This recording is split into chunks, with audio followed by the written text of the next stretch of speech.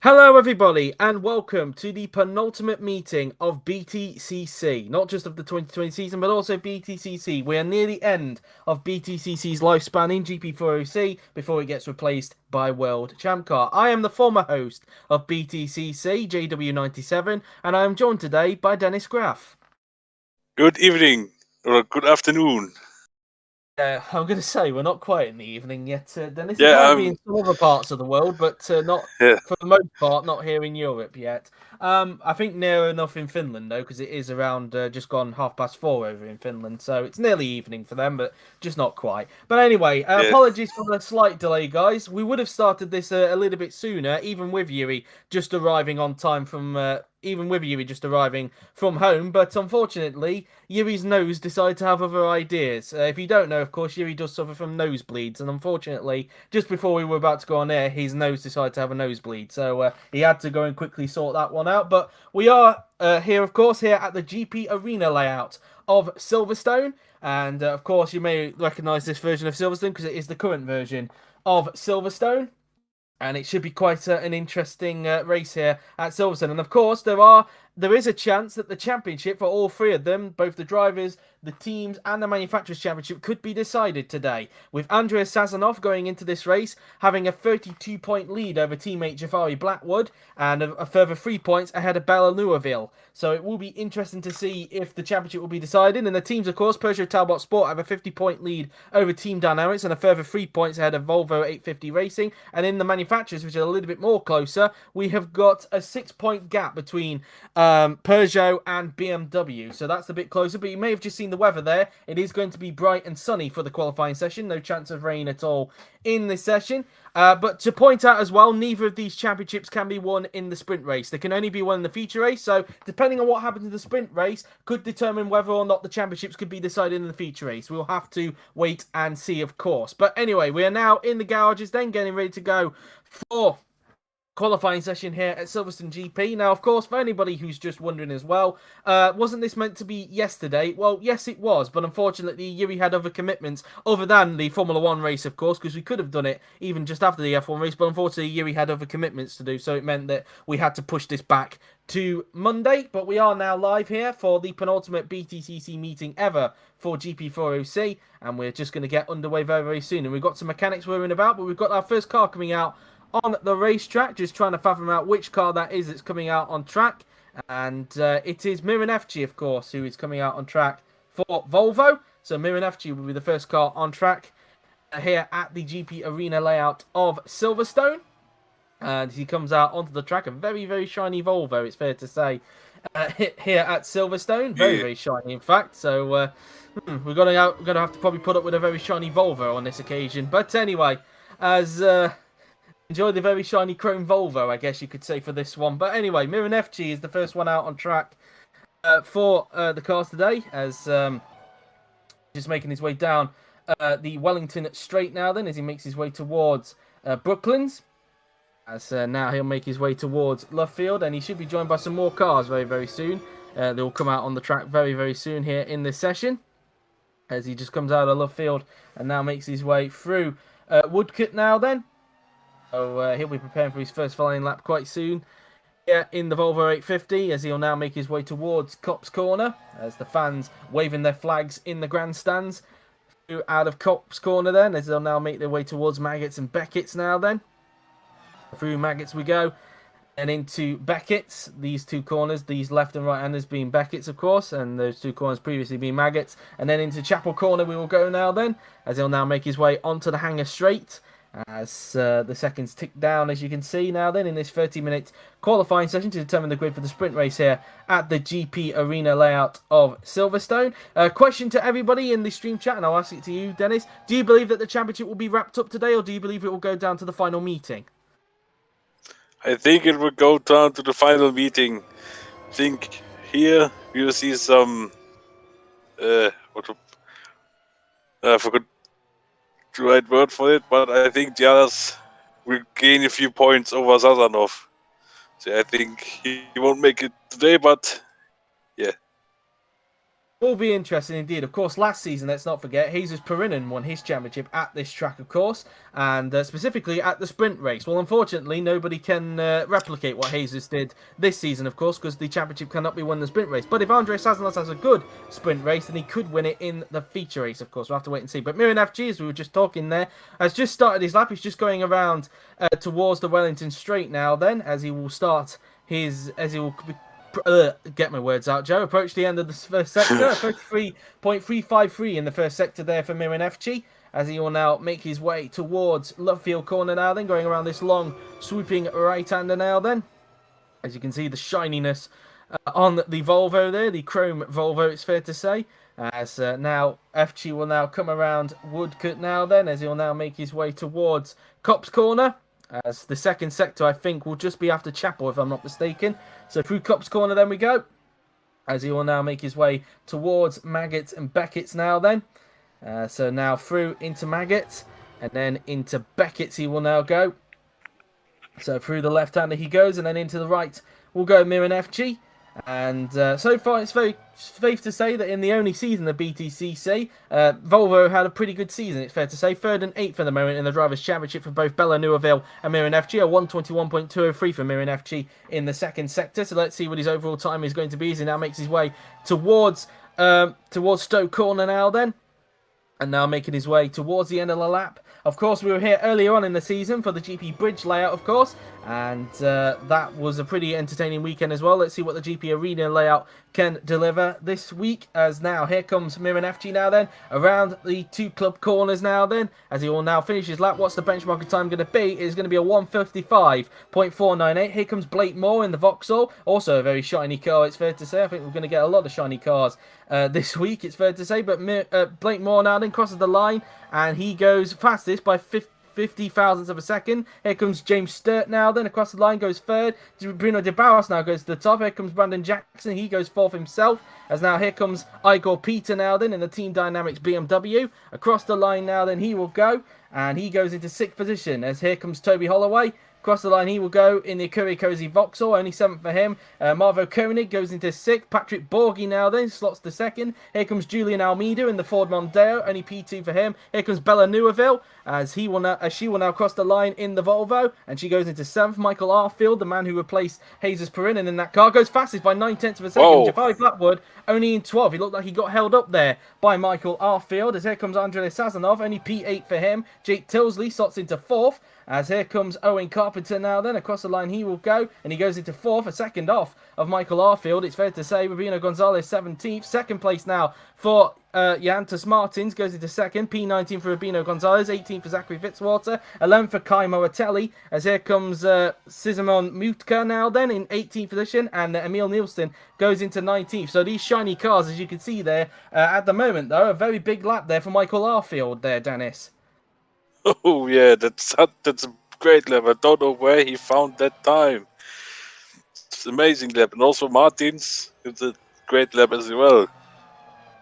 Indeed so. Just looking at the championship, Sazonov only P13 at the moment. Blackwood down in 18th, so the top 2 in the championship outside the top 10. And even Bella Neuville is outside the top 10 as well. So the top 3 in the championship outside of the top 10 at this point in time. And so as Mirin FG now then comes into the pits, well, if it were to stay like that in the sprint race, if I can just get my championship up, if it would stay like that in the sprint race, then the Drivers' Championship would go on to the final meeting at Brands Hatch GP, because there'd be no possible chance for, if I can get my words out correctly there, or will it actually? No, because I had to think there for a moment. I had to think there for a moment, but yeah, so obviously it can't be won in the sprint race, but it can be won in the feature race, of course, as James Sturt gets wheeled back into the garage, as he's currently only down in 15th position. His teammate up in 2nd place at the moment, Jantus Martins, and so yeah, it can be won in the feature race, regardless of what happens in the sprint race, actually. I've just worked it out, but we'll have to, of course, wait and see. So as James Sturt is in the garage, here comes Sizemon Mutka. Actually, I should have said there would be a chance for excuse me, for Sazonov to win the title at the feature race if it were to stay as it is, because neither of his rivals are in the top 10 at the moment, and nor is he, to be exact. But everybody has now come into the pit lane, and we will wait for the second runs to happen as now we're just waiting to go. As we've just pointed out as well, in fact, where's Fitzwater? In fact, what do you mean? Oh, you mean in the championship, Zachary? Actually, no, I don't know what you're talking about there, Zachary, because you're not tied for 18th. Blackwood and Mutka at the same time. That's what he means. Oh, okay, sorry, fair enough. Yeah, Blackwood and Mutka on the same time. I'm just going to try and work that out, what that means in garage order, hopefully. I'm trying to think if Blackwood is ahead of Mutka in garage order, because if that's the case, then Yuri doesn't have to do any work. But if Mutka is a garage above, then I think then he will have to do some work. But I think Blackwood has the higher garage, so I don't think he has to do any work, thankfully. So I think I'm right on that one. But anyway, we've got some more cars on track. Blake Moore this time is going to be the first car on the track this time by here at Silverstone GP. As he will now make his way through the left-hander. And now making his way down the straight he will go. And so you will see what will happen here indeed as he'll now make his way towards the left-hander. So that will, of course, be Brooklyn's corner. And interesting fact, obviously I am going here, in fact, for the British Grand Prix, only on the Sunday, so be a very exciting time there. And I do believe that Flo is actually going to the following race, actually, ironically, the Austrian Grand Prix. So, a bit of irony there. But anyway, as Blake Moore now then goes towards Cop's corner, using a bit of curb on the inside. It looks like we're going to have to put up with the shiny cars, it seems, because I think it has something to do with the Alpha channel, if I'm not mistaken. So, that is now going through Maggots and then into Beckett's now then. As Moore will be starting his lap pretty soon now then, as here is James Sturt just going around the section of corners, as Moore now then goes down Hanger Straight. I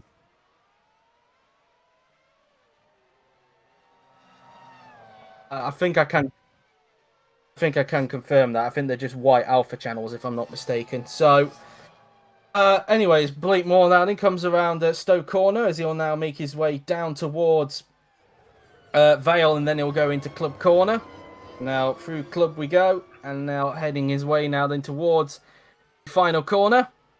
Let's see what Blake Moore is able to achieve in the Vauxhall, as he will now start his second flying lap now then, and it looks like it's going to be Sisamon Mutka that's going to be the only car that's going to be left behind on this part, because usually what happens is when you have all 22 cars out, one usually gets left behind in the second runs, and it looks like on this occasion it's going to be Sisamon Mutka who is down in 19th position. So now Blake Moore makes his way through turn 4 now then, as he'll now make his way into turn 5. So now making his way through the left-hander now then, as he'll now make his way down the Hanger Straight now then. Not Hanger Straight, Wellington Straight. Get those two straights mixed up for whatever reason.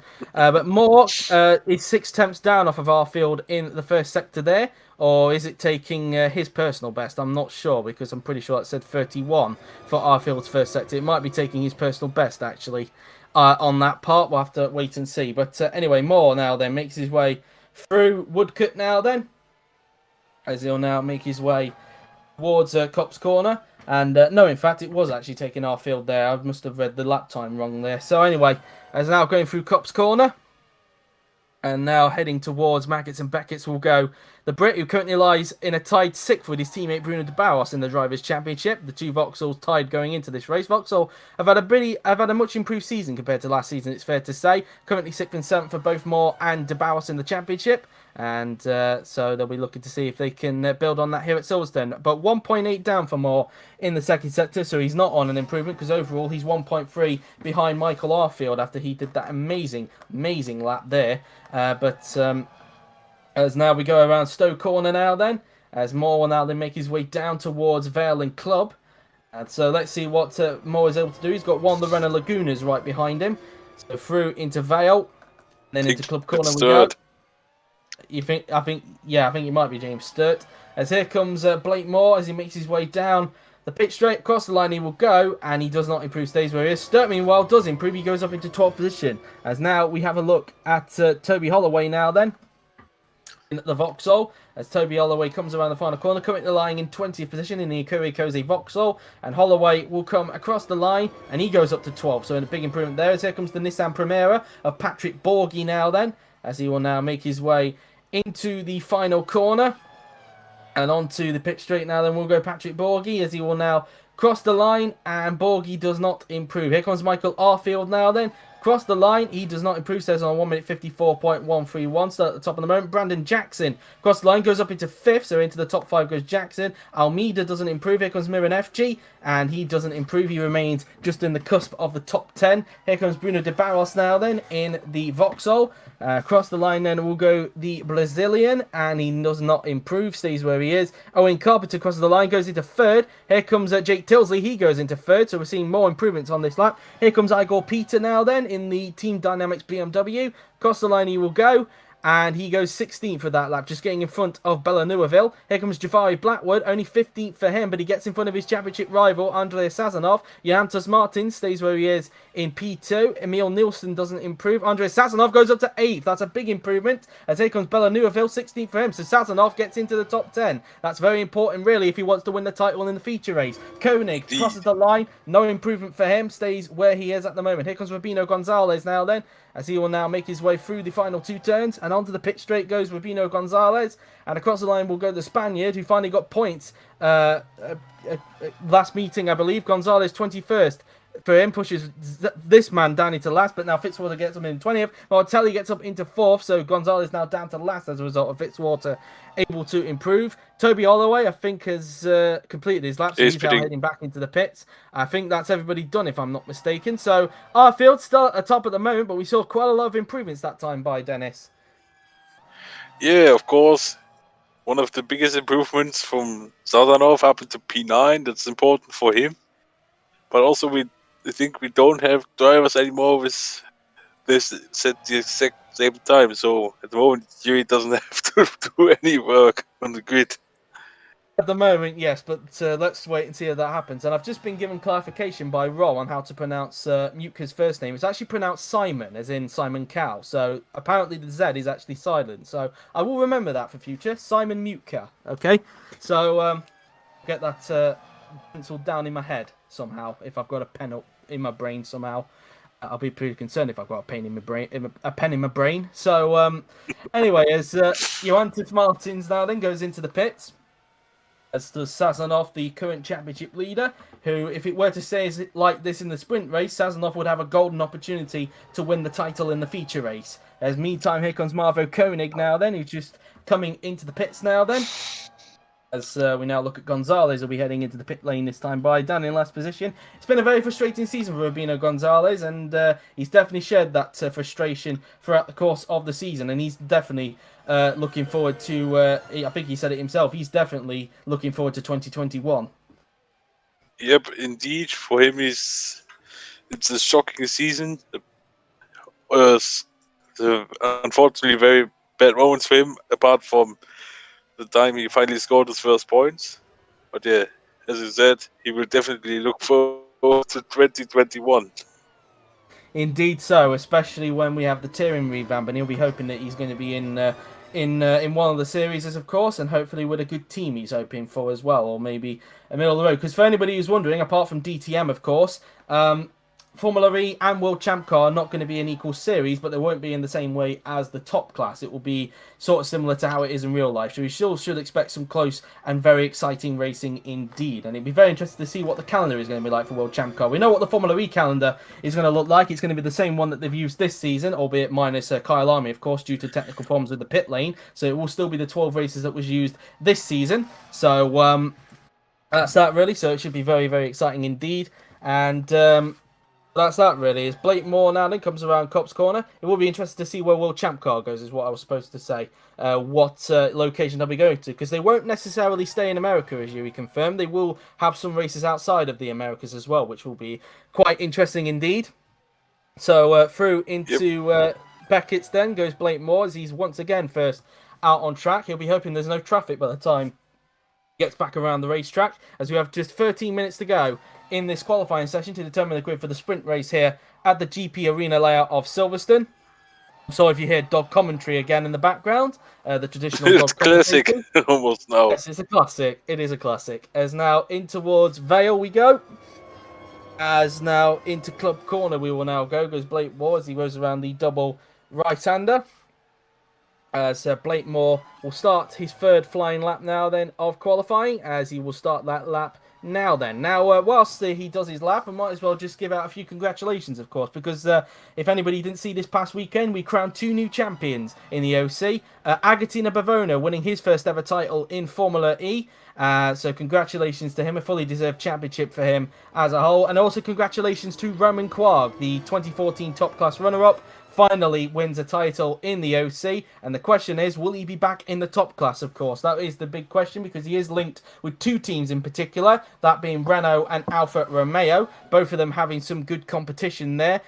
Less competition for the Renault seat, because it does seem like it is between Quarg and Jesus Perinen for that seat. And then at Alfa Romeo, well, as we've known throughout the season, there's stacked competition with that seat. With many names being involved, including Gabriel Gomez, Roman Quarg, Jesus Perinen, Ruslan Protsiuk, Hoang Min Nguyen, Alvin Curtis as well if he misses out on Aston Martin, and several names thrown into that hat for Alfa Romeo, and it'd be very interesting to see which way Alfa Romeo goes with that one. Could they be even confirmed tomorrow? That could be a question mark, because of course the penultimate episode for GP4OC news, not GP4OC, what am I talking about? GP4OC news, let me get that right. The penultimate episode of GP4OC news comes out tomorrow during the practice session, so do be aware of that. But as we were talking there, Blake Moore has come up to some traffic. He's stuck behind one of the Peugeots, as Blake Moore now then comes down the straight, as he's now trying to find a way around the outside of this Peugeot. Could he actually pull the move off? He's going to try and hang it around the outside through Stowe Corner, and it's that's contact. But, luckily, no damage done there. So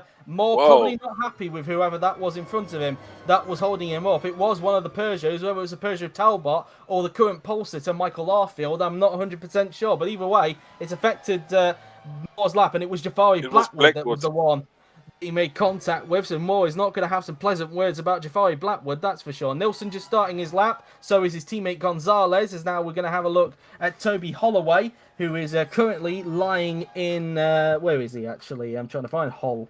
So he's down in 14th position, just in front of James Sturt at the moment. In fact, there was a Renault coming up behind as well. That might even be Sturt. But anyway, meanwhile, Zachary Fitzwater was the one that got left behind on this occasion, if anybody's wondering. But Holloway comes around the final corner, as he'll now make his way onto the pit straight. Is this going to be an improvement? Can he get himself into the top 10? Yes, he can. He gets up into 9th, gets in front of championship leader Andrei Sazonov. Here comes James Sturt. He goes up to 14th, so an improvement there. Julian Almeida now then, the Argentine, comes down the pit straight. Across the line, he will go, and he does not improve. Marvo Koenig starts a lap. No improvement for the current pole sitter Arfield. Here comes Jake Tilsley, who's currently up in 3rd position. Tilsley crosses the line, no improvement for him. Miran FG in the Volvo comes down the pit straight, and across the line will go the Swede, and he does not improve, stays where he is. Igor Peter goes into 14th, so an improvement for him. Simon Mutka crosses the line, goes up to 2nd, a big improvement for him to get on the front row. Bruno de Barros does not improve, stays where he is at the moment, which is P7. Patrick Borghi now then, across the line goes the Italian. What can he manage? No improvement for him. Bella Newfield improves, but only up into 18th. Joantus Martins does not improve, stays where he is at the moment, which is P3. Owen Carpenter goes up to 6th, or I should say stay in 6th in fact, but he does improve, but not quite on position. Here comes the championship leader, Andrei Sazonov, who's now outside the top 10 as a result of people improving. He's down in 11th position. Let's see what Sazonov can do, and he's not that far off from Arfield, as you can see. He's 1/10 down off Arfield in the 2nd sector. Can the championship leader get on the front row? No, not quite. Gets on the 3rd. Has he got a yellow flag? And it's Blake Moore. Has he made more collision? It's Blackwood again. It seems he's made a collision with. It's happened again. It looks like the pit lane. It looks like the pit lane might have had an influence this time rather than the corner. But Blake Moore, luckily, not sustaining any damage from that, Dennis. Yeah, of course.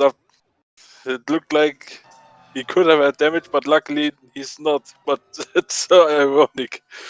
Two consecutive laps, and they do make contact again.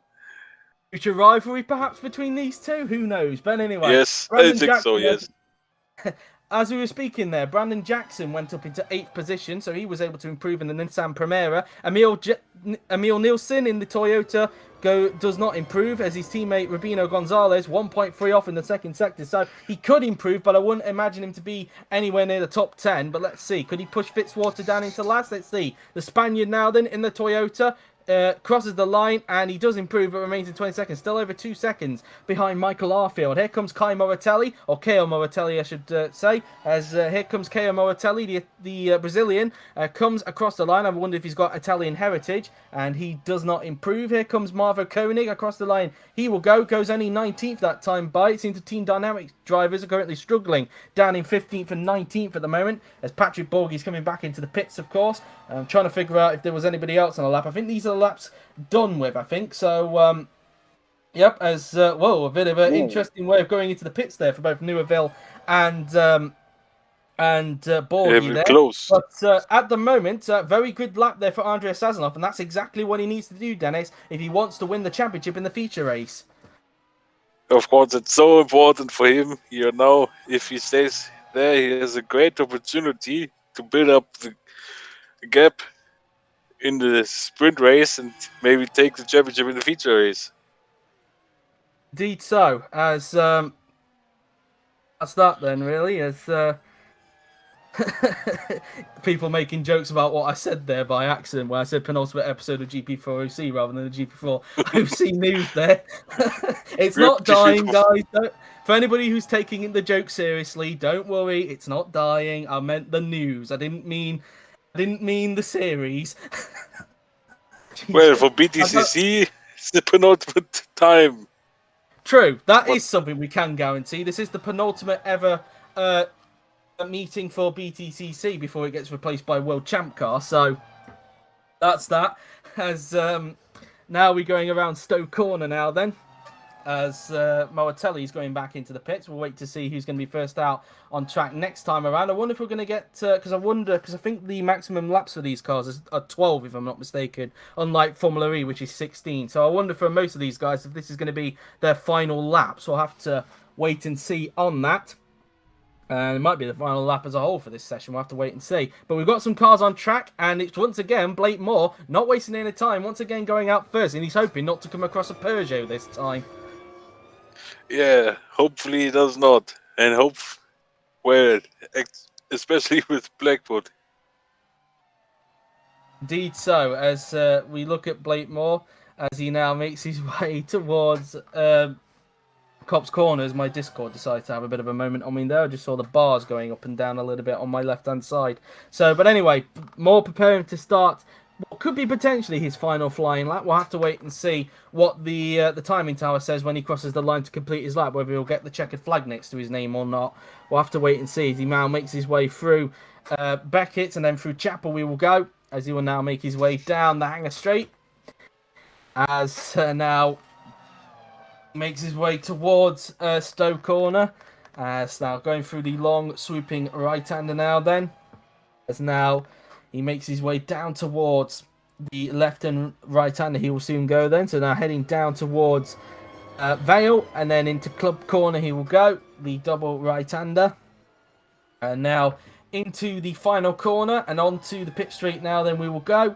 As Blake Moore will start his lap. Will anybody be coming out on track at the same time? That is the question. Who's going to be left behind on this occasion, I wonder. Through the first corner of Abbey. So these two corners being Abbey Corner. And is anybody at the exit of the pit lane for Blake Moore? And the answer to that is no. So he's going to get a clean lap this time. No Jafari Blackwood or any Peugeot in sight for him for his lap to get interfered with this time by. So I think he can sort of celebrate on that occasion. But anyway, as now Moore makes his way through into turn 5 now then, as he'll now make his way down the Wellington Straight. Let's see what his first sector time is like compared to Michael Arfield, who did a 33.140. His first sector is 4 tenths down on Arfield at the moment, and he's 2 tenths down on his personal best. So at the moment, Moore is not looking like he's on improvement at this point in time, as he now makes his way through Luffield now then, as he'll now be approaching Woodcote very, very soon. So now heading his way towards Woodcote Corner through this right-hander now then of Woodcote, as he'll now make his way down towards Copse Corner. So now down towards Copse we go now then, as we have just under 3 3/4 minutes to go in this qualifying session. As now they make their way towards Maggots and Beckett's, they will soon be approaching. So through Maggots and then into Beckett's we will now go now then. So through into Beckett's. And then they'll be approaching Chapel very, very soon now then. So through Chapel, let's see what more second sector is going to be like. And I think this will be his final flying lap, judging by how much time is left. 1.281 down on our field in the second sector. So yeah, I don't think he's on improvement. I think he is going to settle for what will be a disappointing 13th, it's fair to say. For Blakemore, I think he'll be a bit disappointed with that one. The number 47 Vauxhall, as now he will make his way down towards Vale and then Club Corner. He will now go towards, flinging the car in for the left, and then into the double right-hander we will go. As now Moore will now make his way towards the final corner. And onto the pit straight now then will go Blakemore, as he will now cross the line, and he does not improve, stays in 13th, so that's going to be that for them. As we now look at Zachary Fitzwater, who's on the back row of the grid, but it doesn't look like he's improving, or is he? No, he is improving. In fact, he's improving by a lot. In fact, 7/10 up on his personal best. So let's see, he could potentially get himself close to the top 10, but let's see. The Australian now then comes down the pit straight, across the line he will go, and he goes up to 9th. In fact, so he does get into the top 10. So a big improvement there for Zachary Fitzwater. Now we look at Toby Holloway in the Vauxhall. Now coming around the final 2 turns on the racetrack. Let's see what Toby Holloway is able to achieve, as he will now come across the line now then. And Holloway, he doesn't improve, stays where he is for the moment. Here comes Patrick Borgie now then. Across the line, he will now go, and no improvement for him. Joantus Martins currently in 4th position. The Brazilian crosses the line, no improvement, stays in 4th. Simon Mutka crosses the line, stays where he is now then. Igor Peter, that's a big improvement. He gets up into the top 10. Peter up into 10th position, pushes the Barros outside of the top 10. James Sturt doesn't improve, stays down in 17th position. Julian Almeida, across the line he will go. The Argentine crosses the line, no improvement for him. Here comes Michael Arfield, the current pole sitter. At the moment, he's holding on to pole, for let's see if he can hold on in these final runs. Arfield, can he find any more time to improve across the line? And no, stays on a 154.131. What can the championship leader achieve though? Andrei Sazonov comes out of the final turn onto the pit straight, and across the line he will go. No improvement, stays in 3rd. Brandon Jackson across the line, no improvement, stays in 8th. Here comes Owen Carpenter now then. Carpenter currently in 7th position, and the Irishman now then will come across the line. No improvement, stays where he is. Bella Neuville stays in 19th. Disappointing session for her. Bruno de Barros stays where he is in P number 11. Miran FG crosses the line, goes up to 5th. That's a big improvement for the Volvo man. So he gets up into 5th. Jafari Blackwell gets up to 9th. So he gets into the top 10 now then. So both the Peugeot Talbot Sports are in the top 10 as a result. As here comes Emil Nielsen now then. He's making his way through the left and the double right-hander now then he will go. He will now come around the final corner. Nielsen down in 19th position, only 19th and 22nd for the 2 Toyotas at the moment. As Nielsen crosses the line, no improvement, stays where he is. Rubino Gonzalez, his teammate, stays in last position. Another disappointing qualifying session for him. Holloway has finished his lap, so he'll be heading into the pits, and I think that might be done unless there's somebody else on a lap. We'll have to wait and see. No, we've got Marvo Koenig who's on a lap. Let's see what the Team Dynamics man can do, as the German now then makes his way through Vale and then into the double right-hander of Club.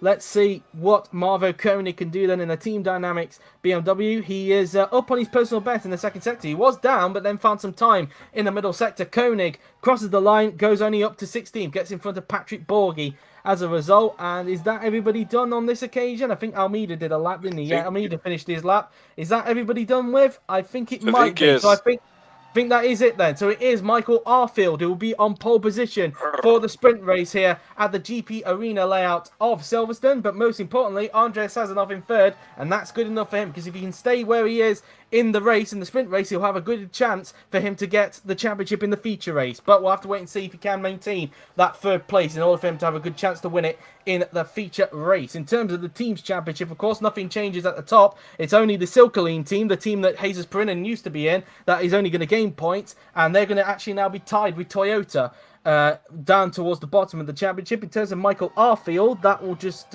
give him just 1 extra point. It won't move him up anywhere in the championship, but nothing in terms of the top flight people are concerned at the moment. But that could help Peugeot in the Manufacturers' Championship. Of course, there's no points that go towards the Manufacturers' Championship in qualifying. Not even the fastest lap or leader lap point goes towards that, only the pure points. But it could put them up for a very good chance of maybe trying to go for the Manufacturers' title in the feature race. We'll have to wait and see on that. We're just going to wait for all the cars to come into the pits before we head back into the menu screen. And luckily for Yuri, there's no lap time that is equal, so he's lucky there. He doesn't have to do any work at all. No work for Yuri there at all. So nice. that really That's that, really. I will do the tweet for qualifying later on, maybe after the sprint race when Newey does work to do the feature race grid. But for now, though, you'll have to wait for that on Twitter. So anyway, there won't be any criteria graphic, by the way, guys, for anybody wondering. I will just update you on the championship situation throughout both races. But anyway, let's have a look at the grid then, very quickly. Michael Arfield on pole, Simon Mutka in second, Andre Sassanov third, Johannes Martins fourth, FG fifth, Tilsley sixth, Moratelli in seventh, Carpenter eighth, Blackwood in ninth, followed by Jackson in 10th, Fitzwater 11th, Peter 12th, De Bauers 13th, Almeida 14th, Holloway 15th, Koenig 16th, Borgi 17th, Moore 18th, Sturt 19th, Nielsen 20th, Neuville 21st, and Gonzalez in 22nd position. Right, enough of that. Let's get into the sprint race, shall we? Let's get quickly on with that. Rushed through there. Indeed, we don't need to go through the grid. I already read it out for you. Let's quickly get this going, shall we? And let's see the weather. And it's going to be rainy. Ooh. So we're going to have rain for the sprint race. And it looks like wet weather conditions. Whether that will be omen for the sprint race, or feature race, so you'll have to wait and see. But let's get right into the wet race then, shall we? Who's your money on to win this race, Dennis? Because it's raining, I don't think I would give a prediction because I think there will be chaos anyway. We have someone who's coming from far back to win, but I'm not sure who. Indeed so. But here we are then on the grid. It's a shiny cars. Get ready for the start of the sprint race. As you can see, it is wet conditions, so this could play a very interesting role in this race. We'll have to wait and see. But all 22 cars are ready to go then for the sprint race here at the GP Arena layout of Silverstone. The 5 lights are about to come on here. 3 lights, 4 lights, and now we have 5 lights on your screens. And it is lights out, and away we go for the sprint race here at the GP Arena layout of Silverstone. It's a tentative start on the front row at the moment. That might be due to the fact that it is the occupancy that's doing that, but it looks like Arfield has got away pretty well from Mutka. But it's a good start from Sazonov, though, on the second row. He could go around the outside of Mutka going into the first corner, and you know what? He has done. He's up into second, and now he's going to go side by side with Arfield going into Village now then, but it looks like Arfield's going to hold him off for the moment. So Arfield in the lead, Sazonov in second position. Oh, is he? Sazonov's on the inside, going into turn number 3. That's a crash in the background. They're crashing. At the moment, we're going to keep an eye on the lead, but Sazonov, I think, has got the lead. Sazonov leads. Wow. Sazonov takes the lead from third on the grid, and we have got a crash and a yellow flag in the background. It's Jake Tilsley that's had the crash. So Jake Tilsley out of the race on the first lap. Who is the one that has hit him? That is the question. And, well, he's actually rolled over, in fact. Let's see, he was from 8th, so who was the one that collected him? Let's have a look. Going into the first corner, and oh, it was actually because there was some contact in front between Martins and Blackwood. Blackwood has actually been held up because of that, but luckily he hasn't got any damage, but that's not exactly what he needed. But it looks like just Tilsley just got caught up in a little collision that happened in front there, Dennis. Yeah, of course. The braking is difficult in these conditions, and yeah, some misjudged, sadly. Yeah, one of them was sadly Fitzwater, and also Blackwood was involved in that. Indeed so, and a bit of a pile up there. Fitzwater, though, getting a very good start to get up into 11th position. I think he was further down the field, if I'm not mistaken. But Arfield has not given up yet on Sazonov. He's getting back in the slipstream of the championship leader. Meantime, I think FG has also had a very good start as well. He's up into 3rd position as Jackson gets up into 6th, past Johannes Martins. Obviously still been a bit affected from that collision that happened on the first lap there. As we're going to actually have a look at Patrick Borghi's point of view. What's happened to Borghi? Let's have a look. So, in fact, he's actually got a good start. In fact, he actually started down in 17th position. He actually got a lightning start there, Dennis. Yeah, of course, he had a big advantage because he made it through the corners without being held up due to the crashes. But yeah, it was a great start from him. Indeed so, and so he got up into 15th, as you can see there, through the first few turns there, and then they got into turn 3, and then you had all that carnage that was going on there. You can see Tilsley in front with the roll there, and he just said, thank you very much, I'm going to take that. And luckily not to get any damage there, because he did clip the wheel, but luckily no damage on Borghi there. So the Italian with a fantastic start from 17th to 9th. A very good start for him indeed. But meantime, we've got 2 Peugeots leading the way, but it's not the Peugeot Talbot teammates. Oh, that's another yellow flag. No, it's gone. There isn't. No, it isn't. No, it isn't. Oh, no, there was. Yeah, there's somebody actually down at Brooklands. It's Koenig. It's like Movo Koenig. He's had a moment. Did he just spawn on his own, or did he get clipped by someone? Let's have a look. As they go into Brooklands, and he clipped the back of he Blackwood. clipped someone. It was Blackwood. It was a Peugeot shape, so I think it was Jafari Blackwood. He clipped the back of there, and well, it seems that people are just bullying Blackwood at the moment on the racetrack. Yeah, certainly. Maybe it's a bit of revenge for what he did to Moore in qualifying. Meantime, Arfield takes the lead back. Arfield retakes the lead. He's actually done what Hamilton and Verstappen failed to do at that corner, and he's retaken the lead at the first corner there then. Whoa, amazing stuff. Indeed so, but Sazonov is not giving up yet. As you saw just behind there, FG was having to fend off from a load of other cars that were going on behind. But Arfield has retaken the lead from Andreas Sazonov. It didn't last too long. Arfield saying, thank you very much, I'm going to take that place back. And he looks like he's going to try and create a bit of a gap going down Hanger Straight. Unless Sazonov can try and pick it up down the straight we go now then. Could he try and maybe repass him into Stowe Corner now then? And Arfield going a bit defensive. You can feel the pressure from Andreas Sazonov, but it looks like he's just going to hold on into Stowe Corner, so he's just going to hold on for the moment now then. He's going to keep hold of that position, but he might try and get him back on traction now then. Let's see if Sazonov has better traction, and Arfield coming off the turn, and you know what? He actually has. He actually has retaken the lead. As, oh, there's been a contact there. Contact between FG and Mortelli. Indeed so, but luckily nothing serious there, only a little bit of a bump there, but Sazonov has retaken the lead from Arfield, and he's now going to start to try and sprint away from the rest of the pack. But this is all good news for Sazonov, because it will give him a very good chance of winning the championship in the feature race if it stays like this. It will take him one step closer if it will stay like this. Meantime, we've got more side-by-side action going on as Barrett trying to fend off from a huge train of cars there. I wonder if he got a little bit compromised going through into there, but there's a lot of cars. Oh, we got spin! Oh, contact on the spinning! Borgie spun through the first corner. It was never going to work with all those group of cars. And, well, Arnie's at the first corner there. Yeah, absolutely. I would say carnage here. Tagged the back of the Bauer. You just saw those. The Bauer was holding up a huge train of cars going through that section of corners, but luckily Borgie has not sustained any damage at all. But all it's done is just created a little bit of a traffic jam through into there, and taking advantage of that is Emil Nilsson. He's just going around all the slow-moving cars at the moment. He's only just arrived at the scene, as he is yellow flags down there, but I'm not sure if these will count, of course, because they were involved in a little bit of a collision, so I don't think any of these, any potential overtakes that happened down there is going to count.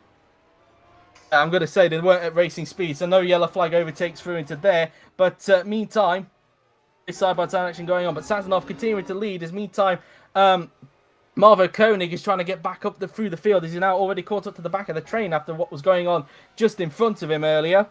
As we're going to take a look at Marvo Koenig now. Then he's going to have a look at Bella Neuville. This is not exactly what Neuville needs, given that she is one of the championship contenders. As now they make their way through into Brooklyn's corner now then. And again, Koenig not able to get the move done. His Tilde's car still being dragged away by the marshals as we're on lap 2 of 16 of this sprint race now then. As unseen by the cameras, in fact, I think Mutka has actually got past FG, so he's up into P3 as Blackwood trying to have a go at one of the Fords, but wasn't able to make the move stick. He's going to stick behind Almeida, that is, in that battle for P8 now then. As they now make their way towards Maggots and Beckett's as Blackwood tries to find a way through into Maggots, but again, not going to try and work out well there then. As now they make their way through into Beckett's and then through Chapel. He will now go as he will now make his way through the through Chapel now. Then he goes and then down the Hanger Straight. These 4 cars go. As in fact it was Moratelli, in fact not Mutko. I do apologise. It was the other Mazdas. The Mazda's currently having a good race though, 3rd and 5th for the 2 Mazda Zanoses at the moment. As now they go around the right hand. It looks like there's a bit of understeer there from Almeida. It looked like he may have had a little bit of aquaplane there. Could Blackwood perhaps take full advantage on traction? Can he punish him for that? No. Almeida, again, just able to hold on, going out of the turn there as he now makes his way through the Vale and Club corners now then. As hello, Andre, who's just joined us in the chat, as Tilty's car is still being dragged away, as that's an overtake. In fact, it was an attempted overtake by Moratelli on Arfield into the first corner, and FG's going to have a go, and FG is also going through. Arfield has been mugged by both Moratelli and FG. So as you see a replay there, Moratelli just basically put Arfield in a compromised position, and FG just said, "Thank you very much. I'll take 3rd place with ease." Yeah, indeed. So that was Mortelli trying to make a move, or he did move into the first corner, and he made it stick, and Arfield was pushed wide, and he lost out to FG in the meantime.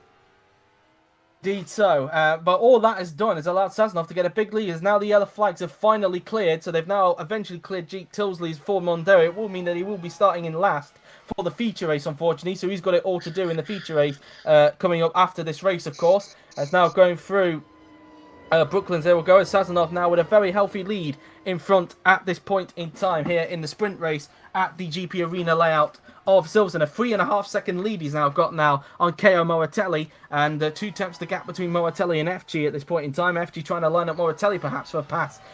For second place if he can. Moratelli already thinking about going defensive, but FG trying to go to the inside. The Swede, can he pull the move off in the estate? No, he can't. And a little bit of a wiggle there for FG going through into Cop's corner there. And now that's allowed Arfield to get back into that scrap. As you can see, some movers so far. De Barros and Almeida gaining 6 places from their original grid position. Moratelli gaining 5 at the moment. So some big gainers there.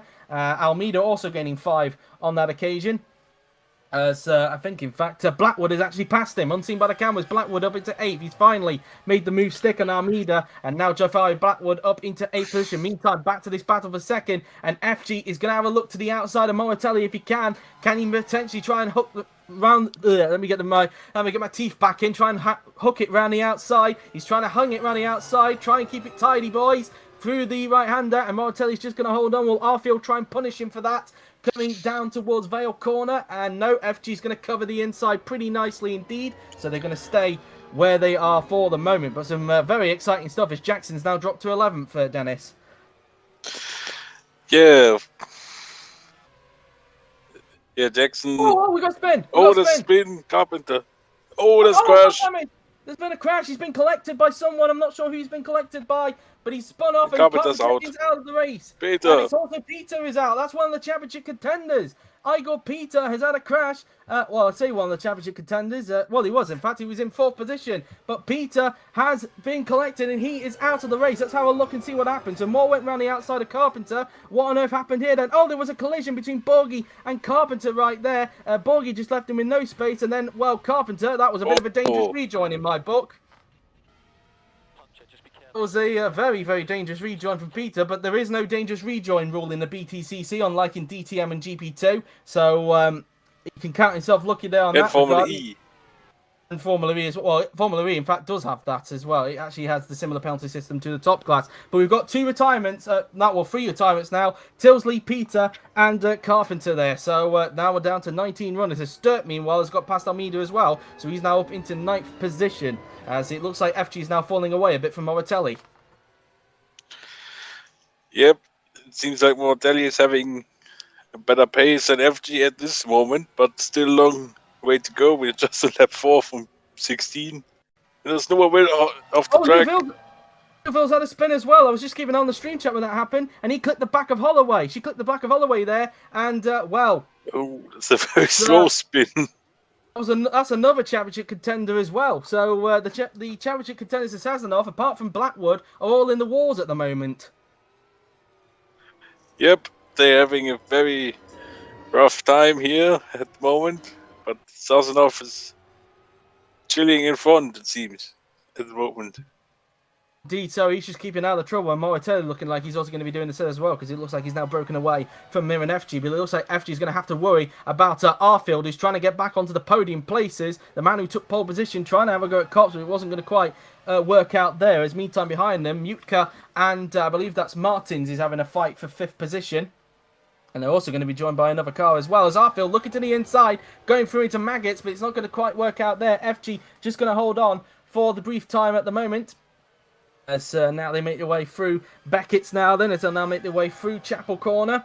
So through Chapel then go the pair of them, as they'll now make their way onto the hangar straight now. Lincoln Arfield line up FG for a pass for P3 as the top 2 break away from everybody else. Arfield going to look to the outside of FG, interestingly enough. Is he going to try and pull the move off? And the answer to that is, well, he's going to think about it, but I think FG's just going to hold on for the moment, and he will hold on for that moment at this point in time. As it looks like the Renault has actually fell back now for Mute Kern. He's actually under pressure from, who is that, trying to get past him? It's De Barros. De Barros trying to take 6th from his fellow compatriot, but it's not going to quite work out. There was nearly close to contact there, as De Barros looked like he had a little bit of aquaplaning going through into Vale there, but no such problems there. Sazonov now starts lap 5 of 16 in this sprint race. As contact there, as well, a bit of a bump and run, you could say there, as Gonzalez gets by on Borgie. Bit of a cheeky move there from Gonzalez, who's actually making a good recovery from last on the grid.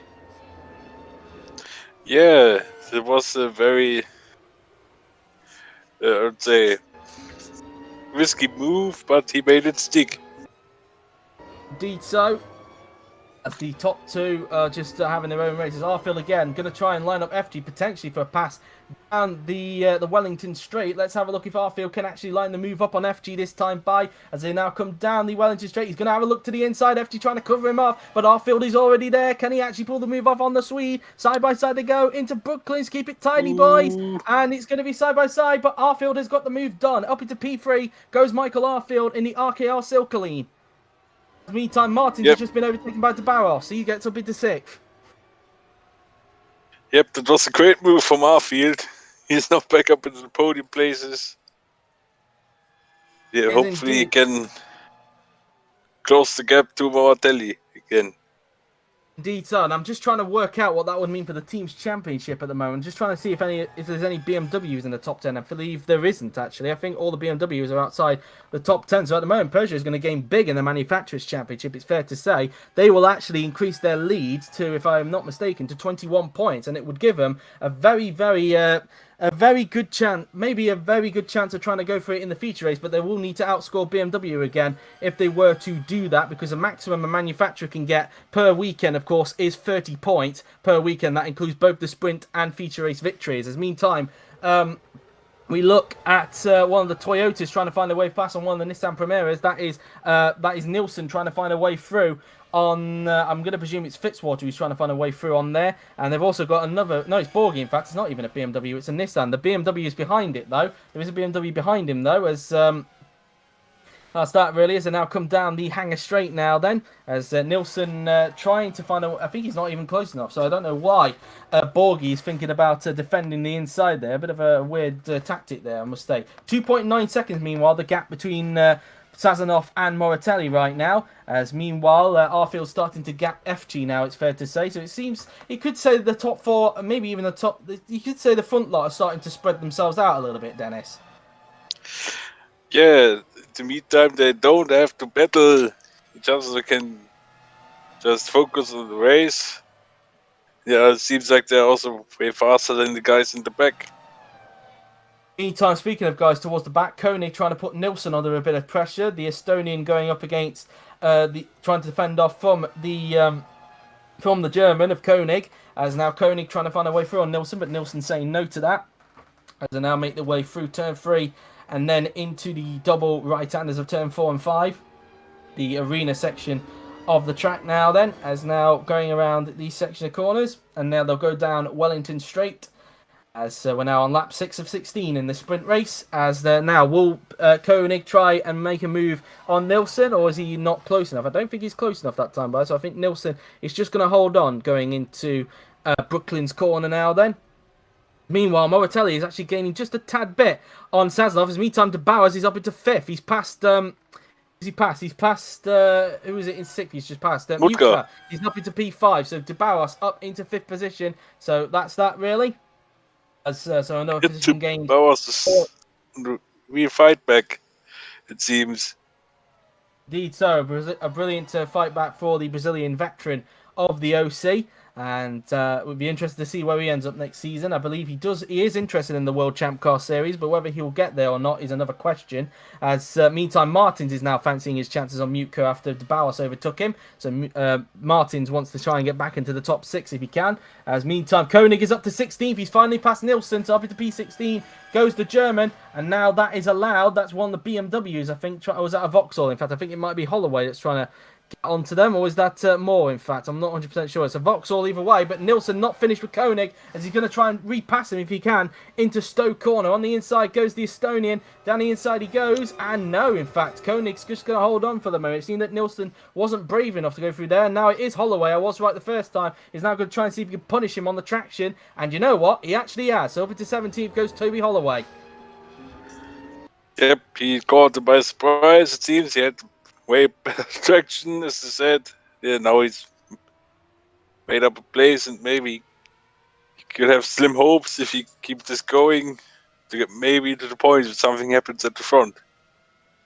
Indeed so, as we now ride on board with Michael Arfield, this is, the graphic confirmed that, but he's having to fend off, in fact, from Miran FG, who's trying to retake 3rd from the Brit now. Then the Swede goes down the inside, and that's P3 once again for Miran FG, the Swedish driver in the Swedish car, back up to 3rd.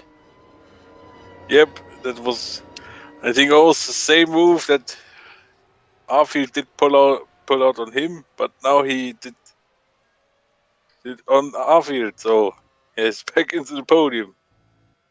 Indeed so, as we now ride back on board with the race leader and current championship leader, Andrea Sazonov. As meantime, Nilsson is trying to retake Toby Holloway if he can. As meantime, they need to be careful because I think Neuville will be starting to catch up to these two if they keep on fighting.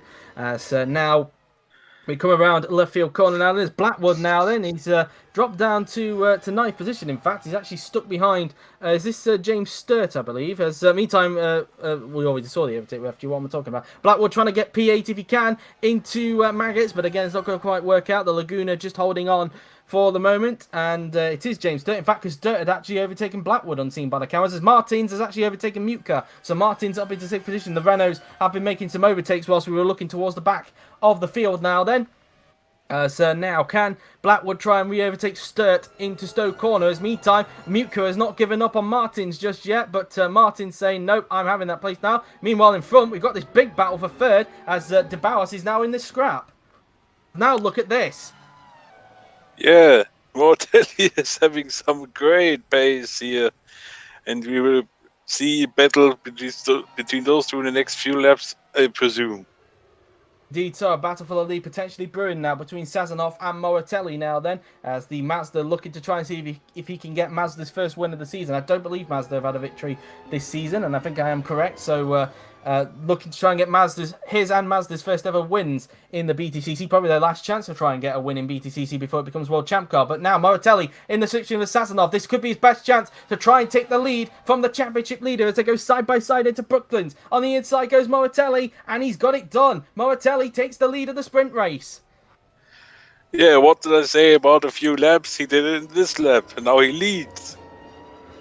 But let's not forget, of course, Sazonov can try and attack him back. We have seen some drivers try and get the place back, so let's see if Sazonov can respond and see if he can try and retake the place off of Moratelli. So now make their way down towards Copse Corner now then. As now we're going to see as Moratelli actually thinking smartly, defending the inside going into Copse Corner. So he's just going to hold on for the moment in the Mazda Zados now then. The same car, in fact, that Matt Neal in 1994 rolled over at this same circuit, in fact. So as now Sazonov really trying to get the place back, but Moratelli saying no to that as they now make their way through Beckers. In the meantime, Jackson has overtaken Almeida towards the back, so Jackson makes his way up into 12th position, and now he'll go after Rubino Gonzalez if he can. Now heading down the Wellington Straight, can Sazonov now try and retake the lead of KO Moratelli, and he's going to the inside into Stowe, but Moratelli again covers the inside very late indeed. I don't think Sazonov's going to be too happy with that late defense, but it will mean that Moratelli looks like he's just going to hold on to the lead for the moment, and he's really making that Mazda as wide as possible. But can Sazonov now try and punish him on traction? No, again. Moratelli just doing a great job defending Sazonov. Can Sazonov maybe try and dive it down the inside into Vale? No, again. Moratelli just sticking to his guns. Great defensive driving for Moratelli at the moment, Dennis. Yep, Moratelli, after he's taken the lead, now tries everything to stay there, and it seemed to be he's using that to great effect. So he could prepare for a great battle for the lead in the second half of the sprint race. Indeed so. Meantime, FG has now put on a gap now between himself and Arfield and De Bouwers. De Bouwers and Arfield fighting amongst themselves now for 4th position. The Vauxhall versus the Peugeot. And in fact, De Bouwers may be thinking about a ballsy move into turn 3, but he thinks better of it. He's going to potentially now wait to go into Brooklyn's corner, as now they make their way towards turns 4 and 5 now then. As meanwhile, 7 tenths the gap between Moratelli and Sazonov at the moment, and they are nearly 8 seconds clear of FG, who's in 3rd position, as he's now broke away, as mentioned, from Arfield and De Bouwers. I don't think De Bouwers is actually close enough to Arfield that time by, so I think Arfield's just going to have enough of a gap to stay in front of De Bouwers going into Brooklands, and he's going to defend just to be sure, going through into the left-hander. But that battle looks like it could intensify quite soon. Very nicely indeed. As meantime, Neuville has been making places up. He has caught up to that train, so they're back. So now she's battling for what will be 16th position. As now we look to the battle for 4th position now then. This is between De Barros and Arfield now then, as they now make their way towards Copse Corner. De Barros looking to the inside into Copse. Can he pull the move off into Copse Corner? Down the inside goes the Brazilian, and both of them go quite wide into that first corner, but luckily giving each other enough racing room. Side by side they go now then towards Beckett, and Arfield just going to hold on for the moment. De Barros nearly getting the move done there, but in the end he wasn't able to. And if these two keep battling, it's going to allow Juantas Martins to get up close to the back of these two now then, as they now make their way through Beckett's now then, as they now make their way through Chapel very, very soon now then. See what De Barros has in his locker now then, to see if he can try and get by on Arfield down the hanger straight now then. Will he go to the inside? No, he's going to look to the outside, because Arfield was actually going to defend into that corner. We're seeing quite a lot of defensive driving in this sprint race, it's fair to say, and Arfield is just going to hold on for the moment. As De Barros, will he try and punish him on the traction? No, he won't. It seems that you could say that in a way Arfield put a little block pass on him there, but all this is doing, as mentioned, is allowing Martins to gain, Dennis. Yep. They're having a big turn. There's someone off. Gonzalez and Blackwood. That's Jafari Blackwood. That was his name. Oh, God. He beats it in the gravel. He beats it in gravel. He has Blackwood is out. That's good news for Sazonov, because it'll give him a big opportunity to try and win the championship in the feature race, especially with the other two rivals also out of the point. So Sazonov, it's advantage Sazonov going into the feature race, but he's had a crash with Gonzalez, and it might be the typical crash that we saw at Stowe Corner. Let's have a look. Yep, it's typical Stowe Corner crash. Neither of them wanted to give each other space, and it's resulted in both of them retiring. As a result, both of them losing a wheel. Blackwood and Gonzalez out of the race. I don't know who you would blame more for that. I think you'd blame more Jafari for turning in. He probably should have left a little bit more space, but as a result, it's given Sazonov a big, big opportunity to win the title in the feature race as a result. Yep, that's all playing into Sazonov's hands here. It's definitely more hurting for Blackwood than for Gonzalez. I think that's pretty much clear. Yeah, Gonzalez, in fact, he's still got the engine running, so in fact he is still trying to move, but it looks like the gravel No, he's out. Oh, he's beached it, he can't get the car out, so Gonzalez is out of the race. So we're down to 17 runners in this sprint race, as we're on lap 10 of 16 here at the GP Arena layout of Silverstone, as Jackson now then just goes out of turn number 5, and the yellow flags are now gone, so it's now available to overtake again into Stowe Corner. It's now going around the next section of corners, as now they go up towards Copse Corner now then. Through Copse they will go now then, as they will now make their way towards Maggots and Beckett. And so there's the gap. I'm just looking at the gap between the top two now. 1.7 seconds. So Moratelli, in fact, starting to break away a bit from the championship leader, Dennis. Yep, Moratelli is, I think, Moratelli is, I think, more driving for the ways in. Sazonov saying himself, his main rival in the championship is out. He can take it easy and bring those points home. Meanwhile, Nelson looking to the inside of, I believe this is Holloway he's looking to the inside of, and the Estonian has got the move done. So over to 16th he will go. And whilst we were looking on board, in fact, of someone, Dennis, we were looking on board for somebody's bumper. It looks like in some parts of the track, the sky is looking to get a little bit brighter. So maybe the rain is starting to ease a little bit. I'm not sure. We've still got some rain, as you can see on the camera, but it looks like it might be starting to ease quite soon, because we did see a little bit of blue sky appearing around the track. But meanwhile, De Barros, in fact, is still stuck behind Arfield at the moment. Arfield's still keeping him at bay at this point in time, as we've got 6 laps to go. You see, look, from the bumper, I believe this is Moratelli, you can see that the sky is starting to get a little bit brighter, as you can see from the bumper there. So who knows, really. In the meantime, Holloway trying to get back at Nilsson, but it's not going to work out. Nilsson is just going to hold on as they make their way down towards Vale. As now we're going to have a look at Sazonov now then, who's continuing to lose time to KO Moratelli in front in the Mazda, as now they make their way down towards Brooklands Corner. So flicking it in through the left-hander, as now they come towards Luffield now then, through the long swooping right-hander we will go. As Sazonov now then is over 2.3 seconds. So yeah, Moratelli just continuing to extend the gap at the front now then. As now we look at Holloway. who is going to continue to challenge Nilsson if he can. As now they come around the section of corners, as we now look towards the rest of the field. It seems that they're starting to separate. Well, I say that because we've still got this battle for fourth going on between our field and De Bauer. De Bauer still not been able to find their way through on the pole sitter in this race. And, well, you saw there, our field again going defensive into Cop's corner. As, again, looking to the outside, going into Maggots, but again, not going to work out. Trying to switch it to the inside if he can, but again, not saying no to that at the moment, and that's put De Bauer in a compromised position, and that is allowed, well, our field to get away a little bit. So, a bit of a costly error there from De Bauer, and it might even bring Martins into play if they're not careful. FG just having a very, very lonely race, probably just going to settle for third position. Speaking of Volvos, Neuville is currently trying to make her way up through the field after what had been a tricky race for her. Remember, she spun off at the first corner a little bit earlier on in the race, and she's now trying to find a way through on this is Patrick Borghi, because that is the shape of a Nissan Primera, and as you saw on the graphic, Jackson's up in 10th, so this is Borghi that Neuville is fighting for 13th over. 5 laps to go now then in the sprint race for K.O. Moratelli, as meantime Holloway has re-overtaken Nilsson to get back up into 16th position, as now Neuville again trying to have a go at Borghi. Can she get 13th place off the Italian, as now they make their way towards Stowe Corner now? Then can Neuville try and hang it around the outside? And you know what? She can. That is a brilliant move from Bella Neuville. Up into 13th place goes the Volvo. Yeah, that's a starting move around the outside. Of course, in the wet, there's maybe more grip on the outside line than Neuville to make full use of that. That's a great move.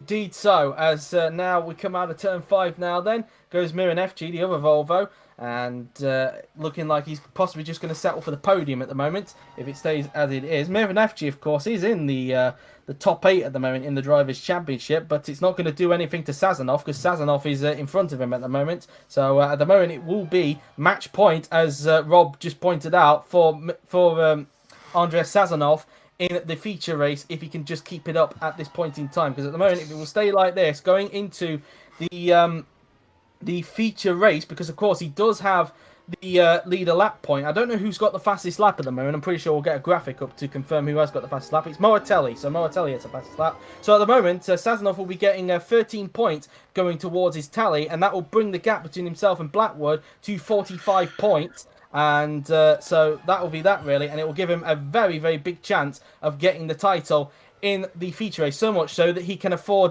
Blackwood to outscore him in that race. So that's that really.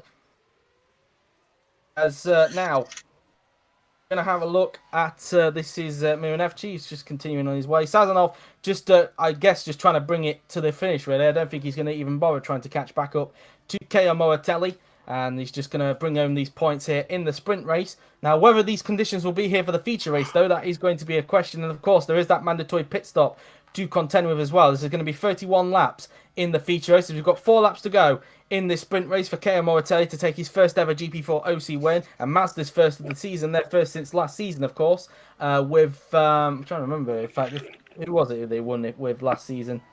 Or did they win it with Rafael Demel last season? I think they did. I might be, I'll have to quickly double check that. In fact, I will double check that now, whilst there's not much going on the track at the moment. So, let me quickly have a look then at the Wikipedia pages. If you want to have a quick look at them, you can do. They are available for everybody to watch. And one thing I did point out as well, I actually forgot to change the date on the Wikipedia for the BTCC, because obviously this was pushed back to a day as a result of overcommitments from Yuri. But yes, Mazda did win a race last season. It was from Rafael Demel at the bridge layout of Silverstone. So not the arena one, the bridge layout of Silverstone. So it looks like Mazda will get a win at both layouts of Silverstone if Moratelli can keep this up, as now he'll make his way towards Woodcote now then. And just looking at the positions gained, look at that. Sturt gaining 11 places from his original grid position, Dennis. Yep, he's having a great fight back race here. Same goes to Blackmore, to be honest. Gained 9 places. And also, yeah, De Bauer's gaining 8 places. Yeah, also Moratelli from P7 to P1 as we've seen battle here. This is Koenig on Almeida, and Koenig up into P11, so he's now just 1 place away from the points. Next target for him, if he's got enough time, is Brandon Jackson. And they've also, look at this, he's already caught up to them. Bella Neuville who's just been slowly chipping away at this battle, and now she is on the back of Almeida. It's now her turn to try and see if she can get past the Argentine in the Ford Mondeo. As now going through Woodcut, will she try and go for a lunge into Cop's corner? She's thinking about it. She's going to the inside. Can Neuville pull the move off into Cop's and forces Almeida to take a wide line? And that's another beautiful pass for Bella Neuville, and up into 12th place goes the Belgian. Yep, a bit of a cheeky move there, forcing Almeida to go to the outside. Yeah, it was it's a cheeky move. Cheeky move indeed. Will Neuville now go after Marvo Koenig for 11th? It would be an amazing comeback if that is the case. It'd put her in a very good place with some good points in the feature race, given that she had a terrible start. And it looks like, as you can see, well, it still seems that some parts of the track are raining, but there are some parts of the track, Dennis, that have stopped raining. So that could be interesting. Whether that will be an omen for the feature race and whether it will be dry for the feature race, another question is. Meantime, Almeida once again having to go on the defensive, this time from Patrick Borghi, who's trying to take 13th place off of the Ford Mondeo, but Almeida going to cover him off for the moment, going down into Vale Corner. Yeah, Almeida's quite struggling at this point of the race. I see we have Sturt trying to make a move. This is on Moratelli's teammate, Simon Mutka, as they are fighting it out now for 7th position. As now we're making our way through into turns 4 and 5 now then. So let's see, can Sturt get the move done on Mutka for P number 7 now then, as they just come out of turn 5. He's going to try and line up the pass down into Brooklands, and he's already on the inside. Mutka not thinking about defending, as Sturt was already on the inside, and that should be an easy pass for the Renault Laguna, and it is. Up into P7 goes James Sturt. Mutka may need to watch out, because right behind he could come under pressure from Blake Moore in the Vauxhall. Yeah, the Vauxhall is staying quite close, and we could see a three-way battle for this position. Is it P7? I think yes. P7, yes. Sturt took P7 away from Mutka. Meantime, we're looking back to the front view of Andrei Sazonov, as he is looking quite comfortable at the moment to possibly have a very big chance of winning the championship in the feature race, but he's just got to bring it home first before he can start potentially thinking about that. As dog commentary comes back, say hello to the dog commentators, everybody in the stream chat. It's back. Well, back to the battle for 13th. Borghi putting Almeida under a lot of pressure now then. As now Borghi will try and have a look to the inside of Almeida. But again, Almeida covers off Borghi, although Almeida left a bit of a gap open there going into Maggots. So that's that really. So now make their way through into Beckett's now then, as we are on the penultimate lap of the sprint race here. And obviously it's taken a lot longer because of the wet conditions. If it was dry, this race would go on a little bit more quicker. But obviously because it was wet, it's gone on a little bit longer. Whether this is an omen for the feature race or not, that is going to be a question. As Borghi now then trying to have a go at Almeida. But again, Almeida covers the inside going into Stowe Corner. So now they flick their way through the long swooping right-hander now then as they come off the turn. And now making their way down towards Vale. And although I was a bit surprised there, I thought Borghi would have Almeida on the traction there. But it's not going to quite work out for him at the moment, as now they make their way through the Brooklands corner. Goes Moratelli, who continues to increase the gap. It's now up to 5.5 seconds between himself and Andrei Sazonov. As now around Luffield now then we go, as they'll now make their way towards Woodcut. And so... And they make their way through Woodcut as they'll now make their way down towards Cop's Corner. Now Borghi again trying to have a go at Almeida into turn 3, but Almeida again covering that one off and going to hold on for the brief time now then, as they now make their way towards turns 4 and 5 now then. Now we're going to look back at K.O. Moratelli now then, who is, well, it's just been a brilliant race for him. Started down in 7th and has made his way up into 1st position. Of course, this will give him pole position for the feature race, of course, because the feature race grid is determined by the results of the sprint race. And whether he can try and make it 2 out of 2 or not, providing he can keep this, is another question. Now Borghi on the inside of Almeida. Is this P13 this time for the Italian? And this time it is. Up into 13th goes Patrick Borghi in the Nissan Primera. So that's a position gained for the Italian. Now through the Lovefield corner now then, Almeida will look to try and see if he can get the Italian back. But it looks like Borghi might start to stretch his legs just a little bit as they now make their way through into Woodcut. And now making their way down the support pit straight now then, or the MotoGP pit straight as it is used of now. And now making their way through into Cop's Corner as Borghi again fending off pretty nicely as Miran FG looking very secure on getting a podium here at Silverstone, as he'll now make his way down towards the left-hander. But now we're about to start the final lap, and here is your race leader, Kaio Moratelli, and it's looking good for him to get his first ever win in GP4C, and Mazda's first since the bridge layout of Silverstone last season with Rafael Dumao. So a Brazilian driving the Mazda last season, and another Brazilian driving the Mazda this season. Of course, there's two Mazdas this season, unlike last season where there's only one, but it looks like Moratelli is going to get the job done in the Mazda, and, well, fully deserved, you'd have to say, Dennis. Yeah, absolutely deserved. Coming from P7, stormed his way through, and also that great battle, a short great battle with Sazonov, will come out as the winner of this battle and most likely of this race. Indeed so, as he now makes his way around Brooklands now then for the final time in the sprint race, as the rain has come back, it seems, through some parts of the track, but it's not going to affect it. Whether it will be dry in the feature race, though, that is going to be another question, as now Moratelli will now make his way towards Woodcote now then. As now he'll make his way down towards Copse Corner now then on the racetrack.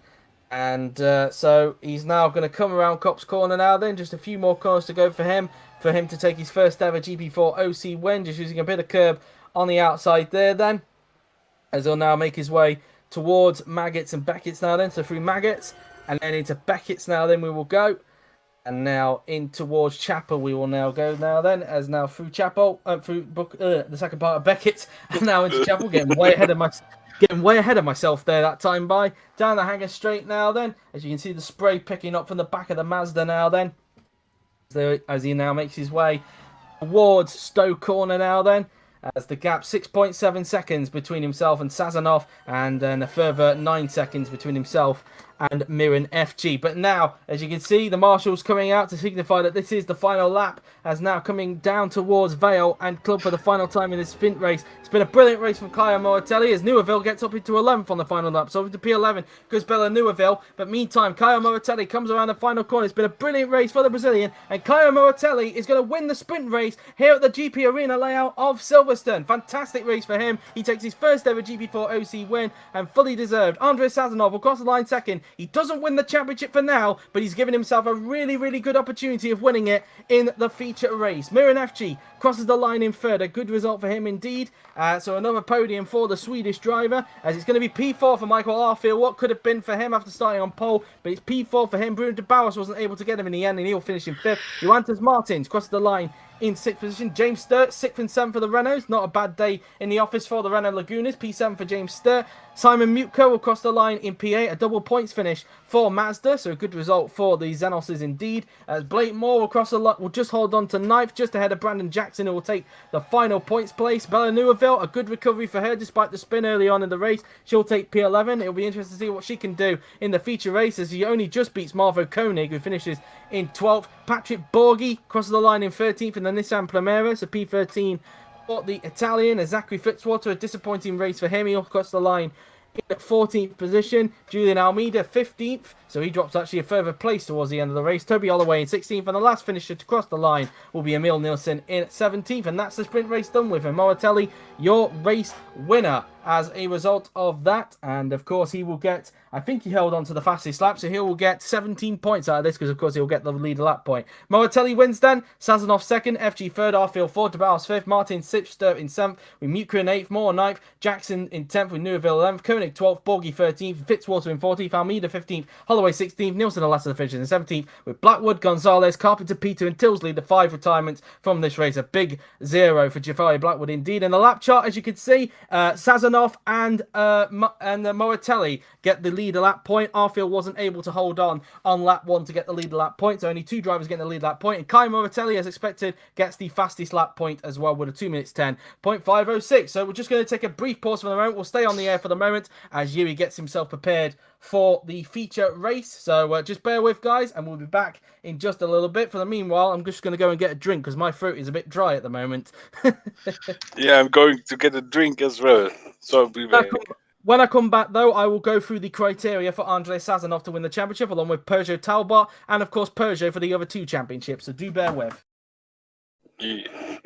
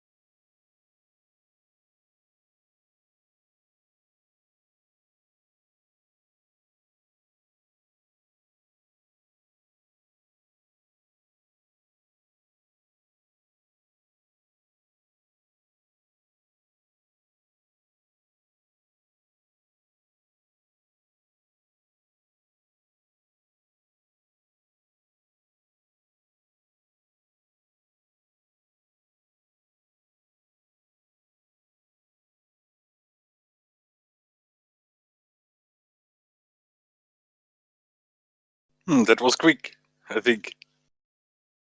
I don't know if Joe's back yet. Yeah, I'm back. that's good. I'm back now. So there you are, Joe. Yeah, I was just working something out. There. Yeah, so so I was just working something out. So we're gonna get started with the feature race now. Going into this, because I've got my spreadsheet that I like to use. Going into this race, because of what happened with Blackwood, he's still second in the championship as a result. But the gap between himself and Sazonov now, if I work it out, is I think 45 points. 76, 86, 96, 06. Yeah, 45 points is the gap. So really, Sazonov can afford to, basically lose just 9 points to Blackwood in the feature race, and he'll still be crowned champion. Same goes with Neuville. He can afford to lose, I think, 6 points to Neuville, and he can afford to lose just 2 points to Peter and just 1 point to FG. So that's that really. So no, in fact, I got that the wrong way around. I do apologise. Yeah, I got that wrong. So 9 points he can afford to lose to Blackwood. 12 points he can afford to lose for Newville. 16 for Peter. 17 for FG. 18 for DeBauer. So basically, if Sazonov just stays where he is for the feature race, he will win the championship. In terms of the team's championship, okay, Louis just downloading the graphics at the moment, so just bear with for a moment. We'll go through the grid in just a little bit. In terms of the team's championship, going into this, Volvo, in fact, have actually got up into second in the team's championship as a result, thanks to FG's third position. And going into this, as a result, they find themselves 56 points behind Peugeot Talbot Sport. Now, the maximum a team, by the way, can get per meeting, if I can just get the maths up, 31 plus 30... is 61 points. Now, as I said, going into this, the gap is 56 points. So, if they want to win it, they need to outscore Volvo by, if I do the maths correctly, they need to outscore Volvo by 6 points in this race. If they can outscore Volvo by 6 points, then they will win the team's championship. And in the manufacturers, Peugeot come into this race 18 points ahead of BMW. If they outscore BMW by 13 points, they will win the manufacturers. So that's the situation right there. I will update during the course of the race so that you guys know where we are in terms of the championship. But anyway, here comes the grid then for the race. So as a reminder for people who missed the sprint race, it is Keo Moratelli who will be on pole position for this race, with Andrei Sazonov in second. Miran FG will start in third position, with Michael Arfield in fourth in the Akuria Koze Vauxhall. In the meantime, we will look for the rest of the grid once Yuri gets all the graphics sorted out for the live stream. So, well, basically, he just needs to stay where he is, Rob. If he stays in second place, he will win the championship. He can afford to lose, as mentioned, he can afford to lose 9 points to Blackwood, afford to lose 12 points to Newville, 16 to Peter, and so on and so forth. So in fifth place, we have to Bauhaus, 6th for Martin, 7th Sturt, 8th Mutka. Then we've got 9th for Blakemore, 10th Brandon Jackson, 11th Bella Newville, followed by Marvo Koenig in 12th. Patrick Yeah, I Borgie, wanted to sum as well.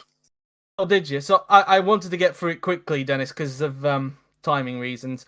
So that's why I was having to rush through it there, Graf. So apologies for that. But you can read some if you want. We're at Borgie. So P13 we have Patrick Borgie as mentioned. P14 is Zachary Fitzwater. P15 is Julian Almeida, followed by Toby Holloway. P17 is Emil Nilsson, whose car is heading backwards, I think. Sapphire Blackwood will start at P18. Rubinho Gonzalez in P19. And P20 we have Owen Carpenter. In the last row of the grid we have Igor Peter and Jake Tildesley.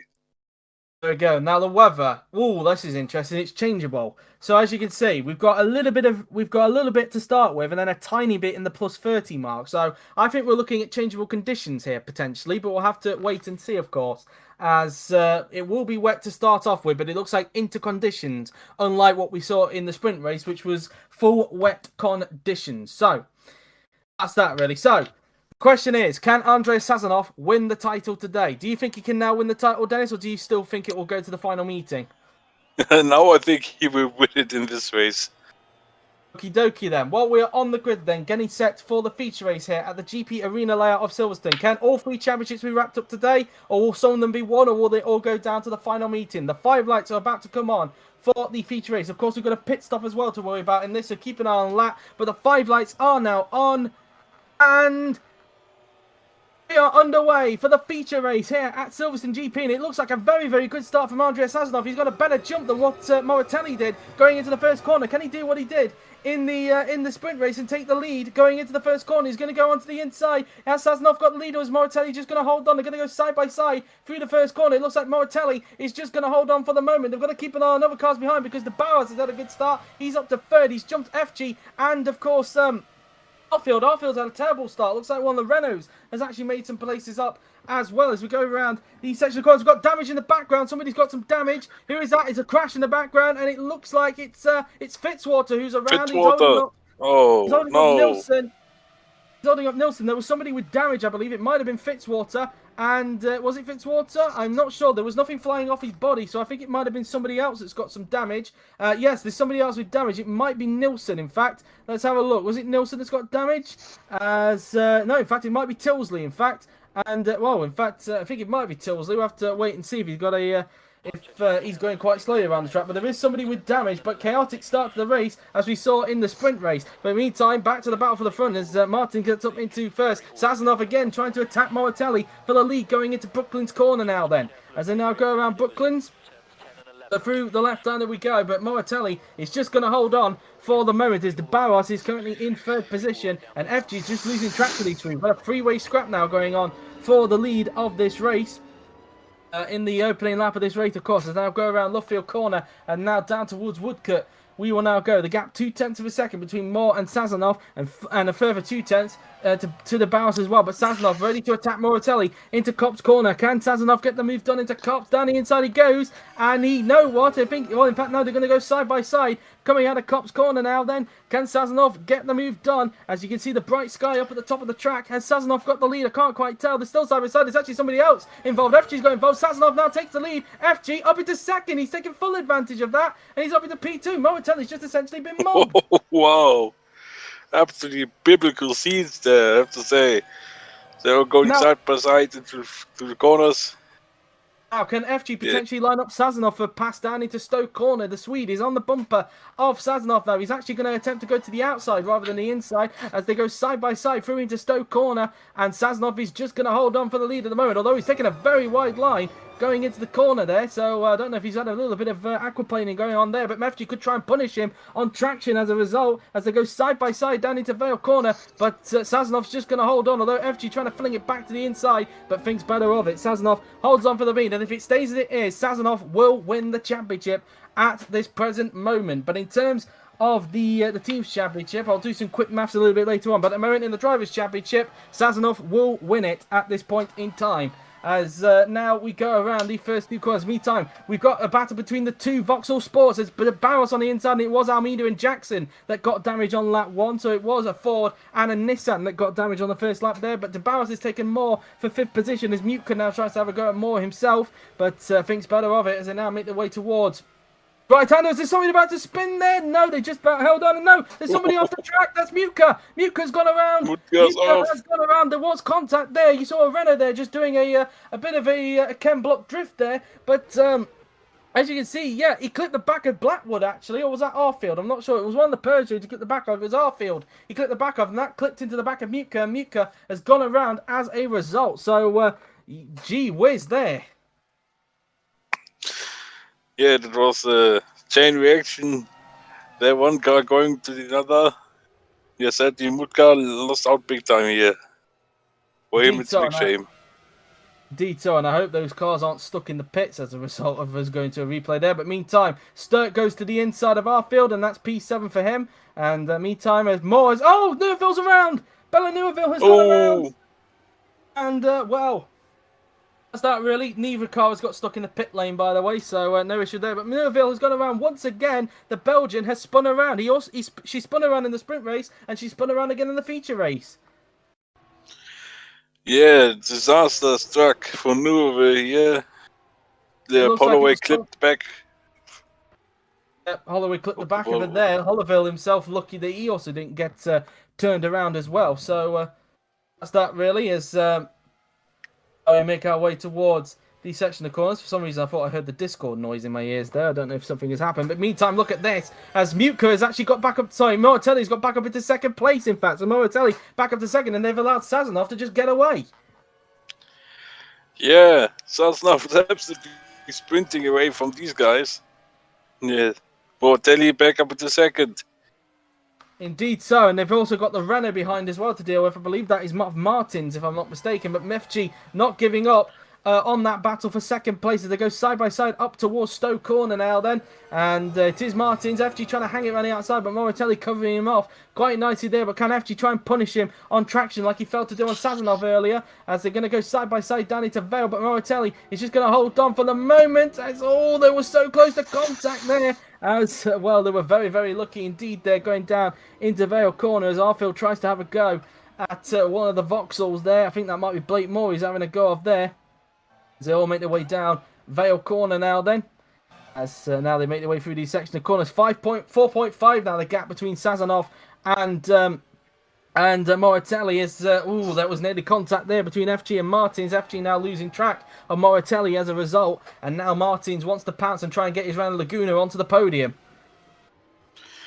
Yeah, Martins is really pushing. That's a spin. Holloway. Toby Holloway, there's somebody else that's gone wide as well. I wonder if that was the car he collided with. But Toby Holloway has gone around for a spin. And, wow, disaster there as the Akuri Cozy Vauxhall tries to get the car turned back around. Ooh. Luckily, he doesn't get any damage from that sausage curb there. But, yeah, so who was it that he tagged? And it was James Sturt. It was the other runner, Laguna. Yep, Sturt lucky to keep the car under control. He just going over the curb there, but he didn't spin around, which is good. He saved it.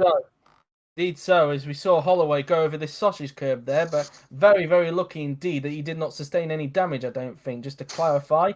And, yeah, no damage. Very, very lucky for Holloway there. Yeah, indeed. It looked very wild. Indeed so, but meantime, back to the battle for third, meanwhile, as you can see there, between FG and Martins. They're continuing their scrap for P3 at the moment, as I'm just trying to work out on the Teams Championship side what's going to happen at the moment, because at the moment we've got Sazonov in the lead. I don't know who's got the fastest lap at the moment. I wonder if we'll get clarity of that in just a little bit. It's Sazonov, so the race leader is leading, so at the moment he will get 17 points at the moment if it were to stay as it is, and at the moment FG who's in third would only get 10 points, so 7 points. So at the moment, as it would stay as it is, because the gap's 56 points going into this, at the moment Peugeot Talbot Sport will also win the Teams Championship at the moment if it stays like this, and they could even lose some further points at the moment, Volvo, if Martins finds a way through on FG for third position, as they now make their way through Beckett's and then into Chapel Corner. We will go. And just going to double check the manufacturers whilst I'm at it as well, because the gap was 18 points between Peugeot and BMW. There was damage in the background. Someone got damage. Oh, Peter. It's a BMW. I was just trying to check what was going on between BMW and Peugeot in that championship. But Peter has had a huge crash at the same place where Kvyat had his crash at the 2020 British Grand Prix. So let's have a look. Did he collide with someone? Yeah, he did. He did, and it looked... It was in fact, it was because the person on the left-hand side, whoever that was, clipped the back of the car in front, and it pitched him right into the side of Peter, and Peter was just an innocent bystander out of all of that. You could say it's a similar accident to what we saw between Jake Galloway and Joseph Willows in the top class race at that corner, except it was only one car that's crashed out and not two on that occasion. But, yeah, Peter is out of the race, and that's not good news for BMW, who are the nearest rivals to Peugeot in the Manufacturers' Championship, because at the moment I'm just trying to work out if there is a BMW in the top 10. I don't think there is, in fact. Arfield currently in 7th. In fact, no, there is, in fact, because Koenig, in fact, might actually try and get 8th here, and he's on the inside of Sturt. Can the German get the move done? That is not quite. No, not quite. He's just going to stay in 9th for the moment, although he could get mugged by Borgie here if he's not careful. Borgie on the inside, going through into Club Corner there. But Koenig is just going to hold on for the moment, and it's now invited a big train of cars and another BMW, in fact, of Owen Carpenter to try and get into the top 10. Can he hang it around the outside and take full advantage? Let's see. Carpenter on the inside, and he's pulled the move off. That's a brilliant move from the Irishman to get up into 10th, and now he's going after Marvo Koenig, who's clearly suffering from a bit of traction. Can Carpenter get 9th from the German down the inside, as Neuville now sets the fastest lap, so that's 1 point for another point there for the Volvo, but at the moment, as I mentioned earlier, I don't think that's going to be enough to win the championship at this point in time. And the answer to that is no, in fact, because at the moment, Peugeot Talbot will still win the championship, even with Neuville's fastest lap. And they've lost more points now, because Martins is up to third. He's past FG. So Martins is now up into the podium places as a result. As meantime, Borgie now on the inside of Koenig now. Then Koenig obviously being overtaken by Carpenter. And now Borgie finds himself back into the points. It is all changing all the time, as I'm trying to find out what's going on in each championship at the moment. It's crazy stuff as we speak right now. But anyway, as we speak, trying to think, 15 and 2 points. Yes, at the moment, Peugeot, if it stays as it is, Peugeot will also win the Manufacturers' Championship. So it will be a triple whammy if it stays as it is. So Carpenter and Koenig have got to get a move on if they want to save their Teams Championship aspirations at this point in time. And I'm also trying to keep an eye on Volvo at the moment, because Volvo coming into this race were, 05 1.525. They were 32 points behind Persia, so they're just going to lose more ground on them in the manufacturers if it stays like this. But as mentioned, FG is down to 4th position, so that's more points lost from Volvo compared to Peugeot Talbot Sport at the moment, Dennis. All looking good for a triple whammy at the moment for Peugeot.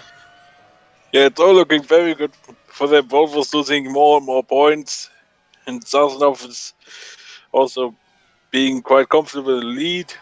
It's looking all good for Peugeot at the moment to snatch all 3 championships. It's a feature race. Well, Sazonov takes down fast lap.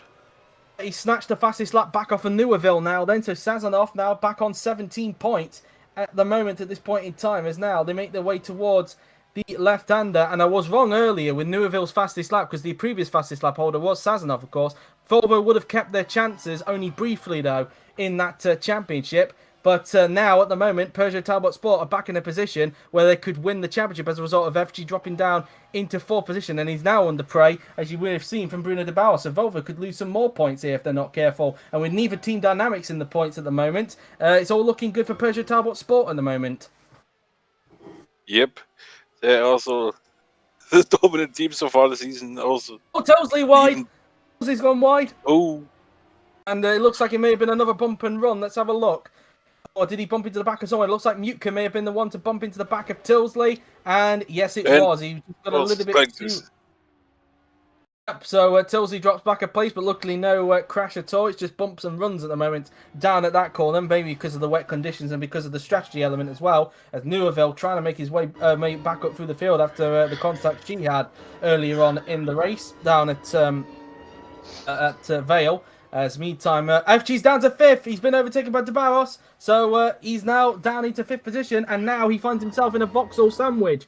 As a result, probably not the best place to be in the meet of at the moment, as now that's more points lost for Volvo, and they might lose some more, courtesy of Blake Moore, if he can find a way through at this point in time.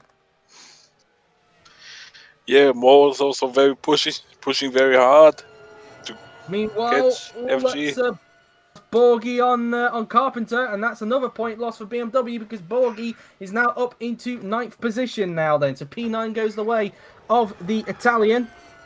And, well, this is just dramatic. Everywhere you go, there's action.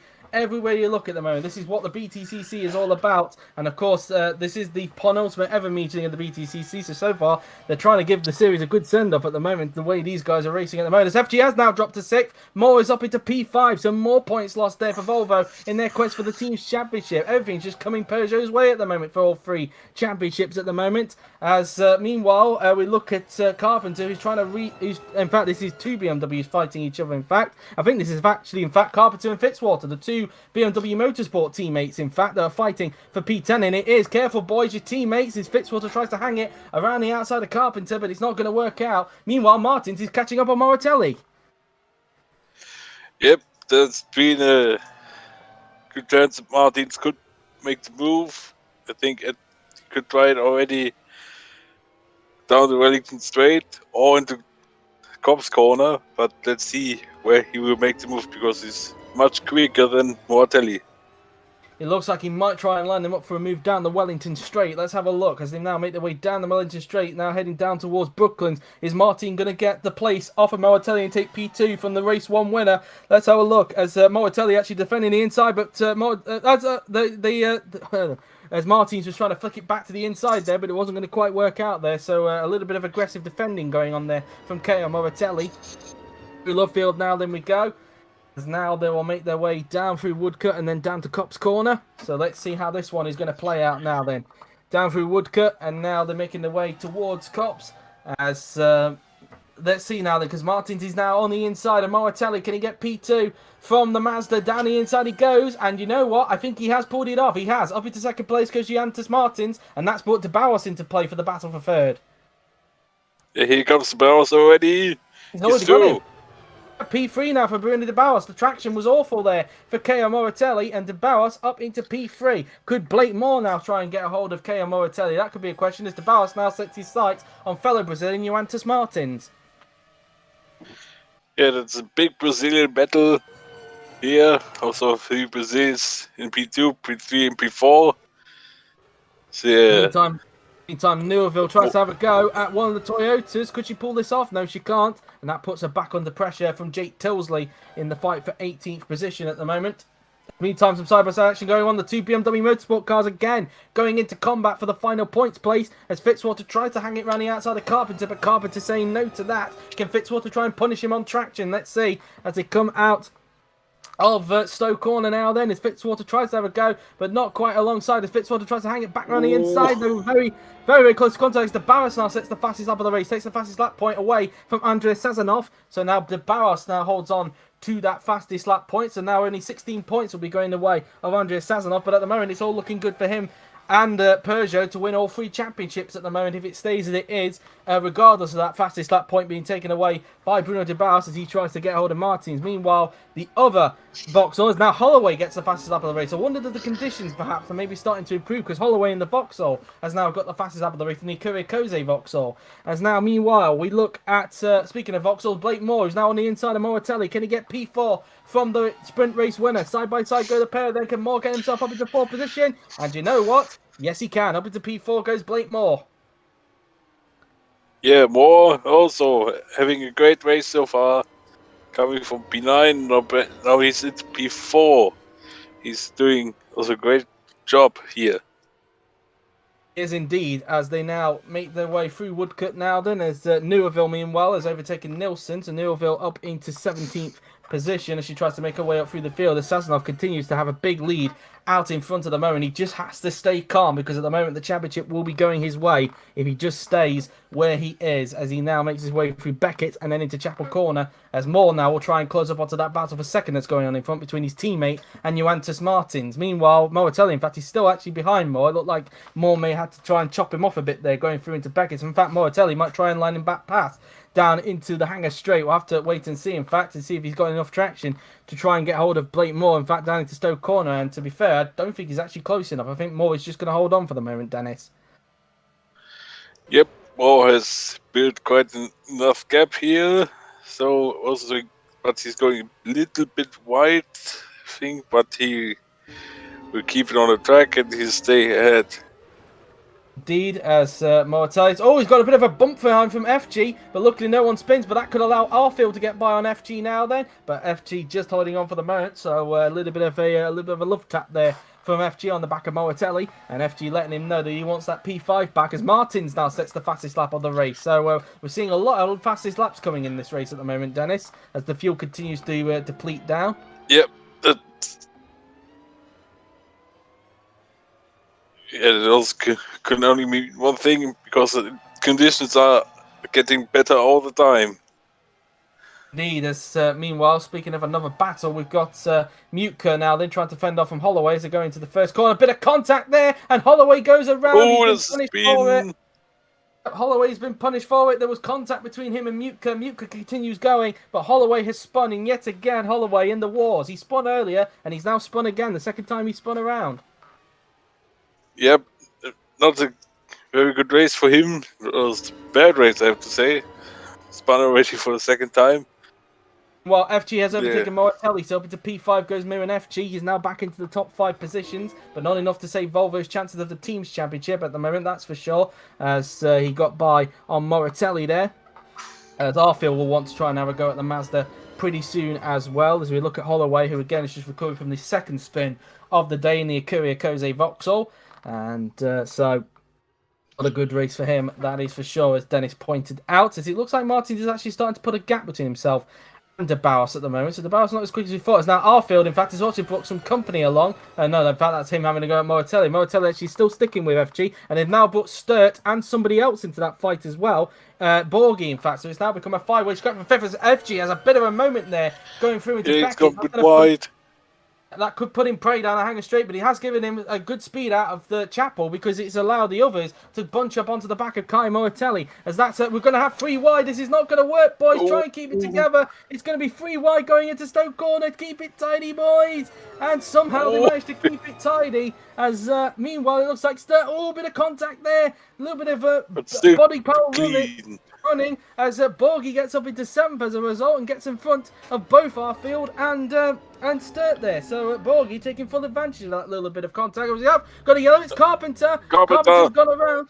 Was that with Fitzwater by any chance? Because he was battling with him. No, it's in No, fact it was another Koenig. BMW. It was another BMW. In fact, it was Koenig who was trying to find a way through, and yet pretty much of similar contact. And it looks like Koenig has also gone around as well. So Synchronized spinning almost.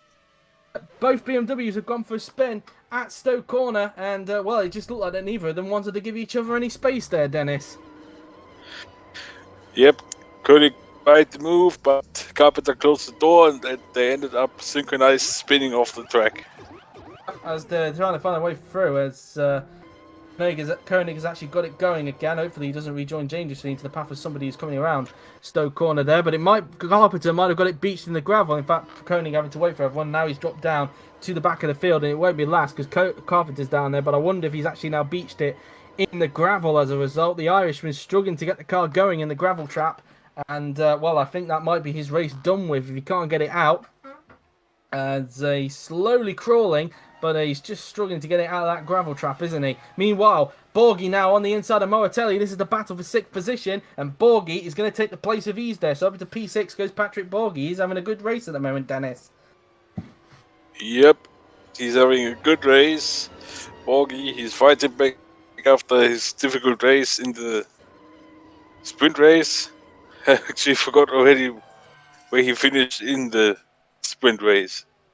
I think it was in the points, if I'm not mistaken, but I could be wrong. As meanwhile, we're looking around. As you can see, Sturt trying to get back on the prow of Moratelli, and well, just forcing him wide there. That's one way to do an overtake. So Sturt up into 7th, but it's allowed Arfield to get back up close. Could he potentially try and get to more places? They're actually going to go 3 wide. This is not going to work, guys. Come on, keep it clean, guys. And they somehow managed to do so. And well, some more 3 wide action going on in this race, it's fair to say. And, well, now Arfield back on the prow of James Sturt, because, again, he lost the place once again to Moratelli after he got it initially working. Moratelli getting the place back off as a result, as the sky continues to brighten around here at the Silverstone circuit, but no sign of a dry line at the moment, it's fair to say, as Carpenter's still stuck, and he's now a lap down because he's continuing to be stuck in the gravel track, as Neuville, meanwhile, has got up into 13th position, the Belgian up into P13. There's now Sturt trying to punish Moratelli on the traction again this time by. He's going to try and look to the inside going into Vale, and Moratelli covers it off for the moment.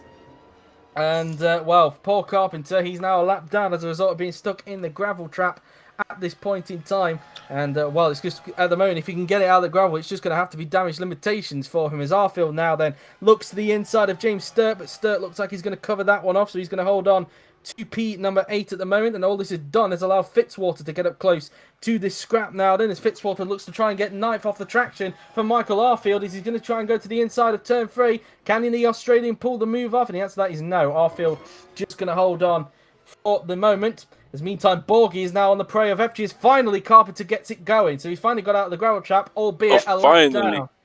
Albeit a lap down, so it's now just going to be damage limitations for the Irishman, I'm afraid. As now we look at Sturt, who's back on the prowl of Moratelli. He has not given up on him at all, as they now make their way down towards Brooklyn's corner. And Moratelli's going to try and flick it back to the inside, but again, Moratelli doing a good job to defend him off at this point in time. Fitzwater starting to lose a bit of a gap now between himself and Michael Arfield. Could close back up once Arfield gets onto the back of these two, who are continuing to scrap for 7th position. So now, Woodcut we now go then. It looks like Martins has lost a little bit of traction, a little bit of ground now to Moratelli. FG's lost P6, as Borghi has actually got up into P5. So over to P5 goes Patrick Borghi in the Nissan Primera, as now going through Cop's Corner we go. So yeah, there it is. Look, Borghi now up into P5. He's got the move done on Mir and FG. So now up into 5th place goes the Italian, as now Sturt again trying to have a go at Moratelli, but again Moratelli covers him off through into Maggots and Beckett's there, as well, you can just about see there the Peugeot there of Arfield trying to see if he can slip his nose in if he can, or his bumper if he can, I should say. But look at this, Martins with great traction out of Chapel, but he's going to go to the outside of Moratelli. Same goes for Fitzwater, who's on the outside of Arfield, going towards Stoke Corner. Can these two hang it around the outside? Let's see. Around the outside we go now then. And can Sturt pull this off? This is going to be incredibly close to contact. There is contact. Oh, there's contact.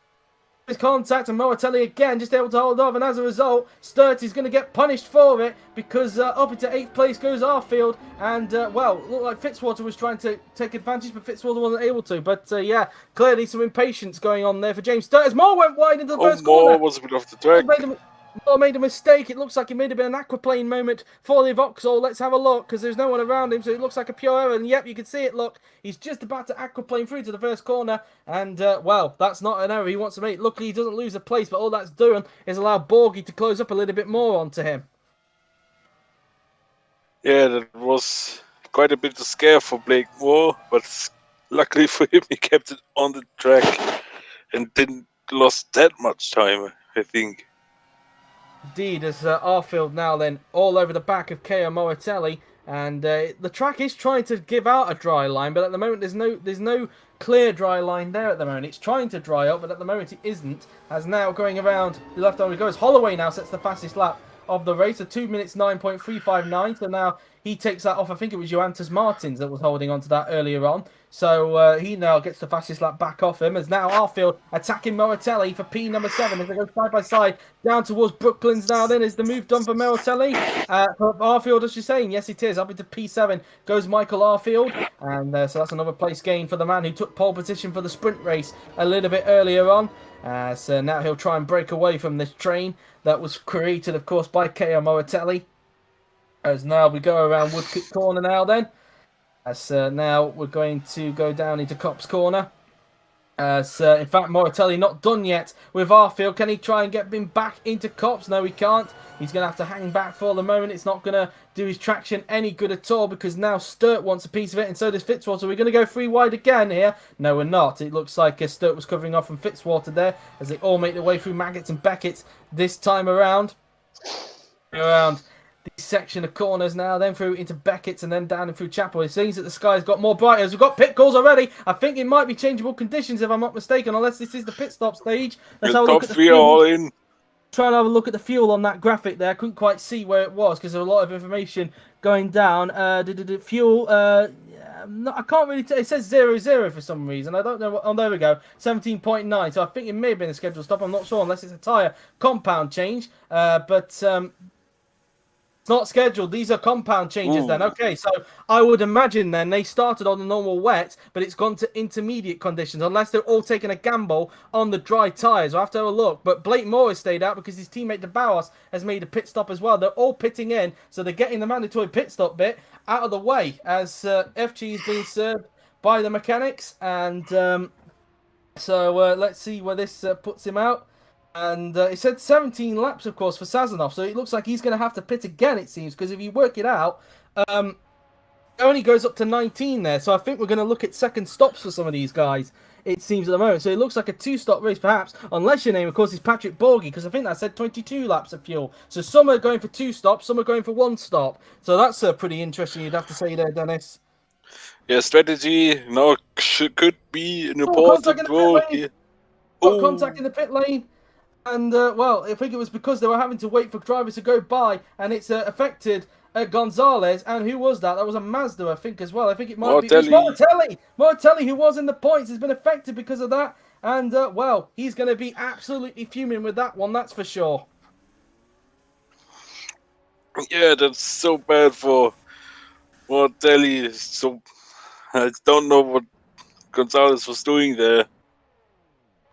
Indeed so, as the Carpenter comes in, Koenig having to wait for another car, I think, and that is of Toby Holloway. He's just gone down pit lane, and looks like he's also had to wait for Newerville as well, so a lot of hold-ups going on in the pit lane there, that's for sure, but we should be seeing everybody else pitting quite soon as well. I think there are some guys, I think some teams are double stacking.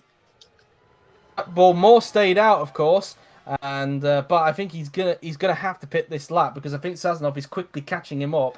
It's fair to say. So I think he'll have to pit again. And I just want clarity on that. I think I did see that Sazonov doesn't have enough fuel to go to the end. So if we can get to Sazonov if we can, I'm pretty sure he hasn't got enough fuel to go to the end. And yeah, I'm right. Actually, I don't know, in fact. It says 17 lap. Yeah, I think I'm right. He's going to have to pit again, I think. So yeah, he has to pit again. Some of them will have to do 2 stops, it doesn't seems. save fuel. Indeed so, and I think there's a dry line starting to emerge now, so now we're seeing the dry line, so I think it may have been 4 dry tyres, because we are seeing a dry line starting to emerge around on this track, Dennis. Yep, as we see Blake Moore now coming into the pits. Yep, Sazonov the dry line isn't being very much. Sazonov will retake the lead as a result, as Blake Moore now comes into the pits. Obviously, he didn't want to double stack behind Bruno de Bauer, so that's obviously going to cost him some time, I would imagine. As he now makes his pit stop now then, as he puts on a fresh set of tyres, adds a bit more fuel onto his car. He's actually going to the end of the races, Blake Moore, so I'm a bit interested really why some of them aren't going to the end of the race really on this occasion. I know that the wet conditions usually are quite weird when it comes to strategy, but yeah, it's a bit strange to me. But a few more cars now coming down pit lane to go for a compound change. Now Blake Moore has finished his pit stop. Where is he going to emerge? As Simon Mutka has come in, as De Bauer is actually starting to close back in onto Jantis Martin. So those two could once again fight for second place. As now make their way through these section of corners, as Blake Moore rejoins still in fourth position. So he keeps hold of fourth for the meantime, still ahead of Patrick Borghi. As Nilsson's in the pits, as Simon Mutka has finished his pit stop. As now we'll wait and see what happens now then, as Nilsson finishes his stop. As now coming out of that final turn we will go.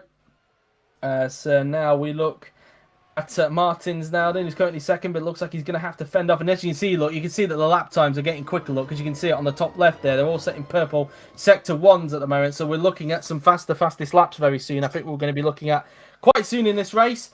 As now we look at Martins now then, he just goes around Woodcote, trying to build another gap between himself and Bruno de Barros now then.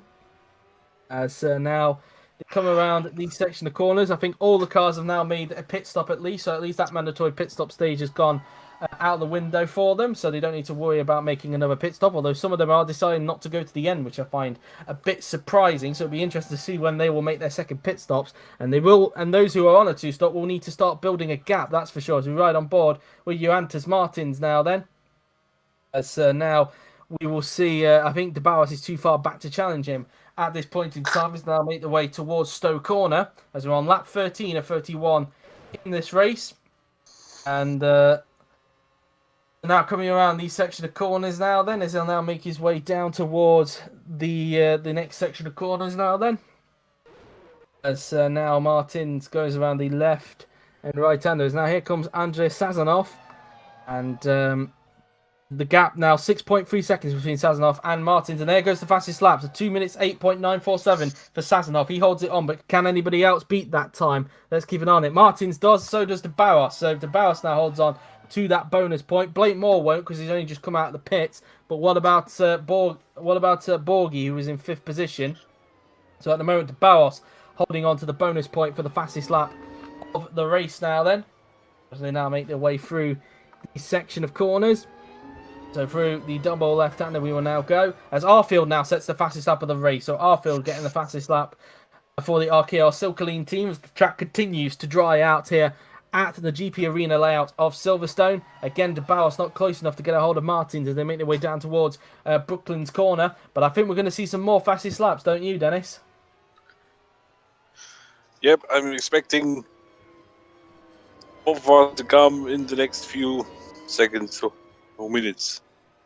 Okay, so yeah, they are on the dry tyres, Rob. I've noticed you just put that in the stream chat. Yeah, they're on the dry tyres. Holloway now sets a fast lap. He's broken to the 2 minute 7s, in fact. So 2 minute 7.323. So Holloway now holds on to the bonus point for the fastest lap of the race at this point in time. As now they make their way through into Cops Corner now then.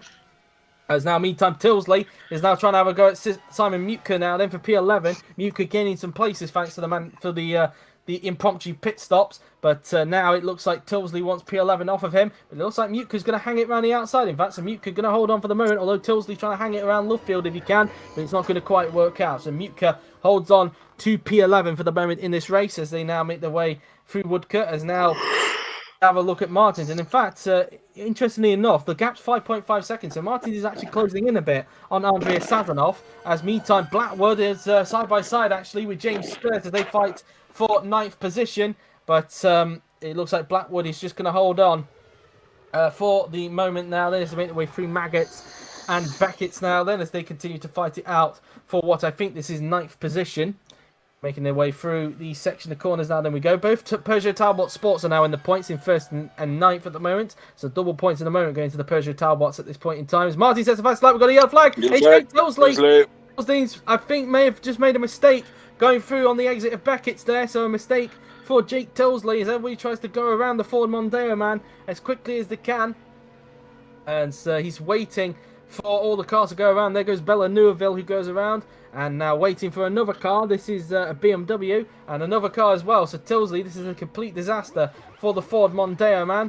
As now he's going to get it moving again. But he has lost a lot of time as a result as he tries to get the car pointed in the right direction. Which he does.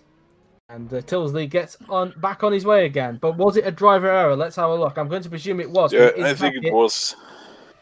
And yes, it was. I wouldn't be surprised if he caught a wet patch going through into that corner there, and it's forced the car into a spin as a result. Well, a disaster there for Jake Tilsley, and he's got all that hard work to do yet again. Assassinov opens up the gap a little bit more as he's now up in the first sector, so I think we're going to see some more fastest laps very, very soon because he was up on Holloway in the first sector there. Same goes for DeBauer. In fact, Martins has actually got the fastest lap again, so Martins has now got the fastest lap bonus point yet again whilst we were looking at Tilsley.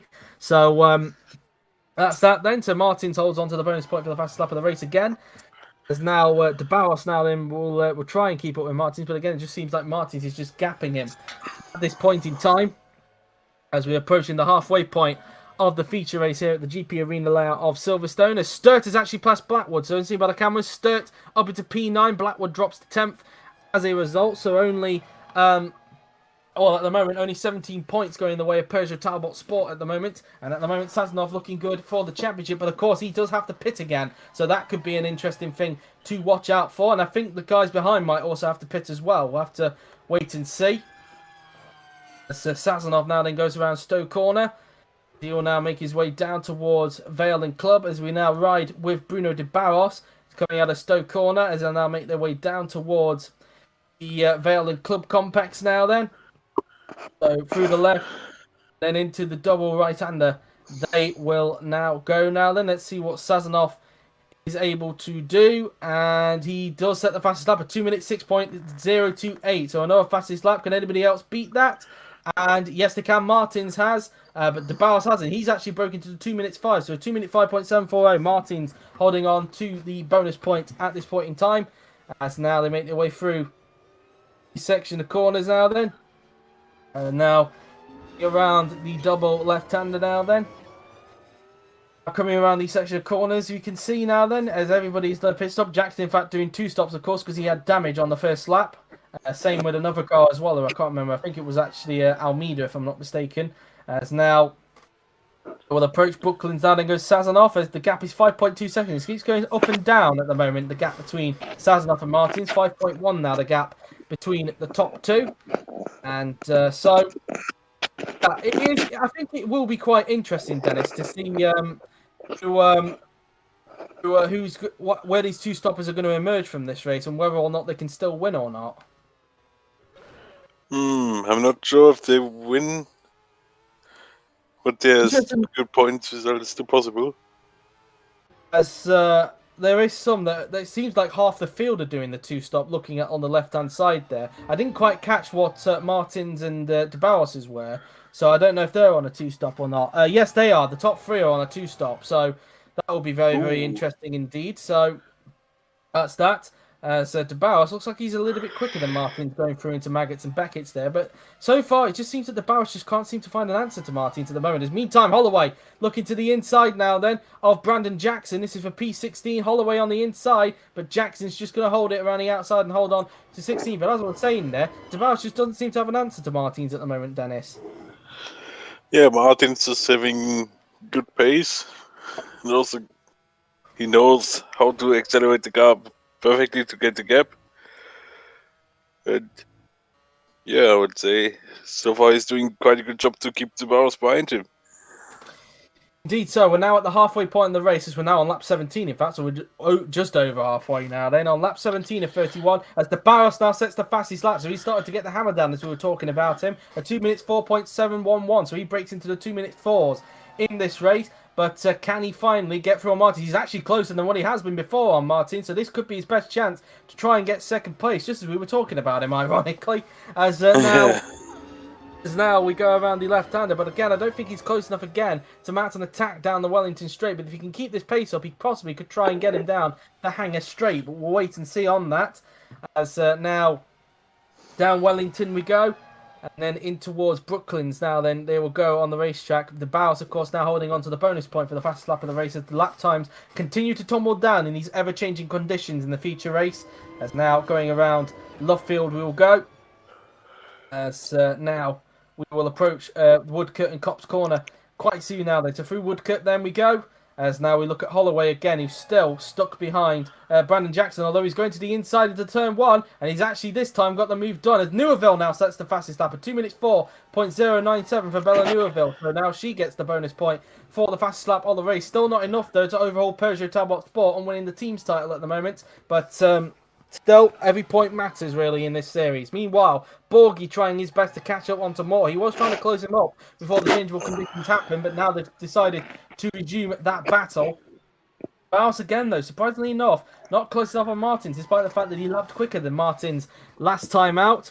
As now we go around Stowe Corner now, then the Sazanoff will soon be starting lap 18 of the race now then. And they're heading his way down towards the Vale and Club Corner now then.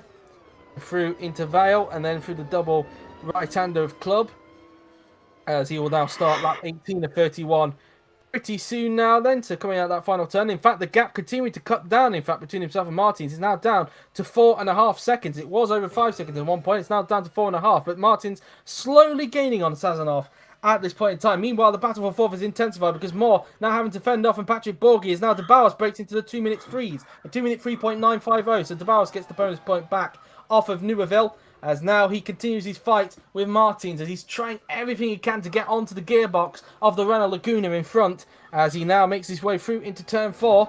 And is he close enough this time perhaps to try and go for a move? I think this is the closest he's ever been, as Arfield now gets the fastest lap at 2 minutes 3.866. But again, there's just a bit of a gap between them at the moment. Martin's just able to create enough of a gap to stay in front, although this time about he has decided to go a bit defensive just in case the Barros does try and go for a move into any of the corners that they are coming up to, as now they make their way through the long sweeping right hand. And these top three, by the way, they've just broke away from everybody else because Moore, I just want to point that out, Moore is like, well, nearly 20 seconds or maybe over 20 seconds behind De Barros. So the top three are in the lead of their own. As Holloway gets the fastest lap. Now then, a 2 minutes 3 point, and now Newerville, as I was speaking there. Again, lap times continuing to tumble down in this race as more fastest laps start to come in. As now, going on Cops, Carpenter now with the fastest lap in the BMW. As now, this is the Barros' chance. He's going to try and have a go into Maggots, but Martins again fends him off, going into that section of the corner, but he's much closer than what he was earlier, down going into the hangar straight now. Then this is probably De Barros' first chance to finally dispose of Johannes Martins in this battle for second position. Down the hangar straight we go now then. Martins looked like he got better traction, but De Barros will still get the switch off him. But strangely enough, he goes to the outside, unless he's going to try and think about hanging it around the outside into Stowe Corner. But again, Martins covers him off, and he's just going to hold on to that second place unless De Barros tries to punish him on traction, which he is not going to do. So again, Martins again fending off quite nicely from De Barros as Holloway has got up into 15th position, so he's gained a place at this point in time. As Sazanoff now then starts lap 19 of 31 in this feature race as Gonzalez tries to have a go back at Holloway, as now Sazanoff gets the fastest lap again, so 2 minutes 3.553 for the championship leader, who at the moment, if it stays as it is, will win the championship. And then finally, De Barros has got Martins. De Barros has finally got up into second place. Now, can he try and break away from Martins? And if he can, if he's got the pace, try and go after Sazanoff as Borgie is past Moore. Unseen by the cameras, Patrick Borgie has finally got past Blake Moore and he's up into fourth position in the Nissan Primera. So over to P4 he goes as Arfield once again gets the fastest lap of the race as they now make their way through the section of corners now then on the racetrack. And, well, it's pretty entertaining stuff at the moment, you'd have to say, Dennis. Yeah, very entertaining. Lots of battles throughout the field.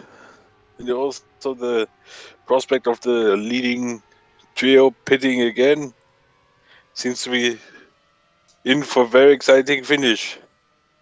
Indeed so, as Holloway once again gets the fastest lap. He's actually broken to the 2 minute twos before Newerville goes 6 tenths quicker on that lap. A 2-minute 2.325. More fastest laps coming in through into Cop's corner. And as a result of those two battling, it's allowed Sazonov to get away a little bit. The gap now 6.2 seconds between first and second. But Martins is actually not done with De Barros just yet. Martins trying to have a go into Maggots, but again, ain't going to quite work out there. He might try and re-overtake him into Stowe if he can, as now they make their way through Beckett's. Now they're held down towards Chapel Corner very, very soon now then. And in fact, there's a BMW, in fact, in 8th position. That is a Fitzwater. And just going to point that out because at the moment, in fact, before we go through that, Martins trying to have a go around the outside of Barros there, but it wasn't going to work out. He's going to have to wait a little bit more then, as I'm just trying to have a look at the BMW's results this season compared to the Peugeot. Well, at the moment, as it stands, because BMW have had 3 wins. Have they had 3 wins this season? Let me quickly double check that. Let me get my spectacles on. In fact, I don't wear spectacles. It's just a phrase. Anyway, no, they've had 2 wins. I do apologize. No, they have had 3 wins. What am I talking about? Anyway, as I was trying to say, at the moment, they're gonna. Obviously, the gap will be 30 points at the moment between BMW and Peugeot if it were to stay as it is at this point in time as more fastest laps continue. But I'm just trying to figure out what that would mean because of the other results as well. So, hang on. So, there's 3 second places there for the Peugeots. How many second places have the BMWs had this season? There's 1 there. They've only had 1. So actually, in fact, at the moment, Peugeot will still win the championship on a countback at the moment of second places because at the moment, if it would stand, BMW would only be able to equal Peugeot in terms of victories at the moment, and they would need to go into second places. Well, at the moment, Peugeot has got more second places, so there's no chances for them to try and get it. So at the moment, Peugeot will win the manufacturers at the moment if it stays as it is by 30 points. They'll win it on a countback of second places if it stays as it is at the moment. As now going around these sections of corners, we're looking at Martins, who I think is now starting to lose time to Bruno De Barros. Is now 2-minute 1.850 for Jake Tilsley in the Ford Mondeo. As meanwhile, as Moore. In fact, he's having to fend off a bit again because Michael Arfield is now on the back of him in this battle for 5th position. As Arfield getting poor traction going out of Maggots there as a result. As now we look at the race leader, Andreas Sazonov, who's doing everything he can. But of course, he does need to pit again. Same with Martins and De Barros, who are behind him as well. So that's going to be an interesting thing to note there. As meantime, Blackwood trying to get back into 9th position and potentially try and help Peugeot further in the championship. With Sazonov again with another fastest lap of 2 minutes 1.465. Oh, off the track goes the BMW. That's Fitzwater. No. BMWs may have cracked. It seems that the pressure of the manufacturers' championship is got to BMW there, and well, Fitzwater has made a big error at the beginning of Beckett's and has spun around and has handed the place to Blackwood to go up into 9th. And who does that put in the points? It puts Mutka back into the points. Remember, Mutka was actually involved in a collision earlier, and now the Polish driver finds himself back in the points. Yeah, that's such a horrible mistake for Fitzwater. He dropped out of the points because of that. And as you said, now Mutka back into the points. The bonus points don't go towards the manufacturers. It's only the main points that go towards it. So the fastest lap, pole point, and the leader lap point, they don't go towards the manufacturers. So I just thought I would point that one out to you. It's only the teams and the drivers that have bonus points in their standings. Meanwhile, back to the battle for second. I was thought that Martins had dropped off, but he's back on the proud De Barros. He's on the inside, and Martins is going to retake second place. So out of nowhere, Martins is retaking the place off of De Barros. Yeah, Martins, when he got past, he's suddenly found his speed again, and he made move here back and Gonzalez, so his disastrous weekend continues. It looks like he's had a collision with. It looks like Brandon Jackson is the one he's had a collision with. Let's see what's happened here. So it looks like just a simple bump and run that's gone wrong there for the pair of them, and they've both had a spin. Gonzalez clipping the gravel as he went wide there, whilst Holloway set another fastest lap whilst that happened. So, action going on, continuing here as Gonzalez gets the car turned around, but again, he'll be kicking himself as a result, but at least Tilsley will have somebody to fight with as a result after his troubles during this race. Is Sazonov again up on his personal best, so maybe another fastest lap incoming for the championship leaders. Meantime, De Barros is not finished yet with Urantis Martins, as now they come down towards Chapel now then, as they now make their way down the hangar straight. Let's see, can De Barros get Martins back now then, as we've got just 10 and a bit laps to go in this race. Of course, the top three still need to make another stop, and now De Barros trying to have a look around the outside of Martins if he can, trying to hang it around the outside, but again, Martins covers him off, and Martins is just going to hold on for the moment now then, as all this is doing is allowing Sazonov to get away. He's now nearly 8 seconds ahead of both Martins and De Barros as a result, and Borghi is only 17.1 behind. So I don't know if Borghi has to make a start. And somebody's broken to the 2 minute zones. 2 minutes dead, 0.700 for Sazonov,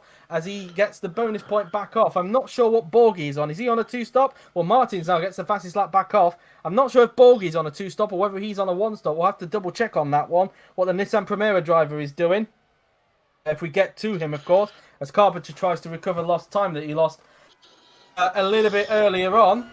As now they make their way through these section of corners now then.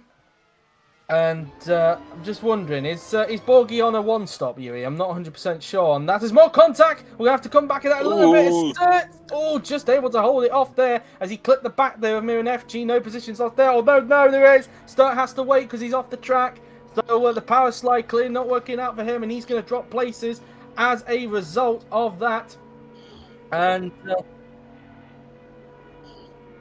oh, okay, so interesting stuff there. Borghi is only 17 seconds behind De Barros, so he could get second place in this race. I'm not sure about the win because Sazonov is continuing to increase the gap as Holloway's broke into the 1 minute zones. A 1 minute 59.8. We've got a 1 minute lap time, a sub 2 minute lap time in this race now then, as Sturt rejoins Dan in 18 as well. Koenig's in. Koenig is into the pits. Is that one of the 2-stoppers, I think? I think he's one of the 2-stoppers if I'm not mistaken. And I think he is one of the 2-stoppers. So the 2-stoppers have already started to make their pit stops now then, as Koenig is in, and he finishes his pit stop, an 8.4 second stop for the Team Dynamics Mechanics, as meantime Tilsley tries to find a way through on Rubino Gonzalez. Now the question is, when will the top three pit? Because we've just seen a 2-stopper just come into the pits in the form of Marvo Koenig. When is Sazonov, Martins, De Barros going to pit? That is going to be the interesting question. As we look now at Sazonov, he just goes around Stowe Corner now as Martins tries to close the gap back on to the championship leader. He's staying out at the moment, so Sazonov not pitting just yet. What about Martins and De Barros, who are also on a 2-stop? That is going to be interesting. And so they're going to continue on a little bit more. The top three at the moment. As now we look at Martins. Now then, as we ride on board with the Brazilian. Koenig rejoining 20th after his pit stop there. So now we're going down the pit straight now then as we start lap. Well, we're on lap 23 now then because this is not the lead around the board. But Martin sets the fastest lap, a 1:59.404 right now then in the Renault Laguna. Going around the first few turns on the racetrack now then as they now make their way towards turns 3 and 4. Very soon now then. Through turn 4 and then into turn 5. 7.4 the gap now between Sazonov and Martins at the moment. Going around the section of corners as Sazonov continuing to lead the way. And at the moment as it stands, it's all looking good for him to win the championship. But of course he has got that pit stop to get rid of first. As now, going around Brooklands now, then we will go.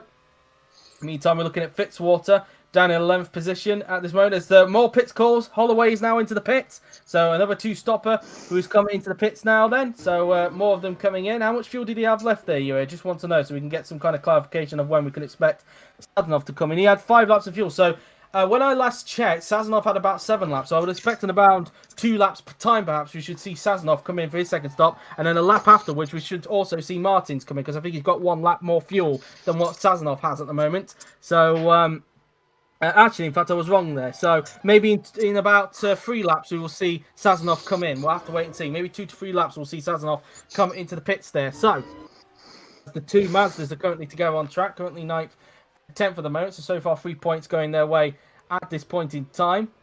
As now we look at Koenig now then. He's just coming around the final corner.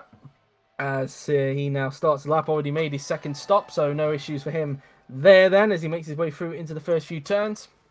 And now, meanwhile, Holloway, just for anybody wondering, rejoining 17th after his pit stop, just behind James Sturt. So that starts through into turns 3 and 4 He will now go now then, as we now look at Andrei Sazonov, who's just coming around the final turn to start lap 24 of 31 in this feature race. And is this going to be another fastest lap? It is indeed. A 1:59.358. Is Martin's going to respond to that? As we now look at Mutka, who's currently, looks like he's having to fend off from Moratelli. And Martins does a 1:59.0 there for the Renault.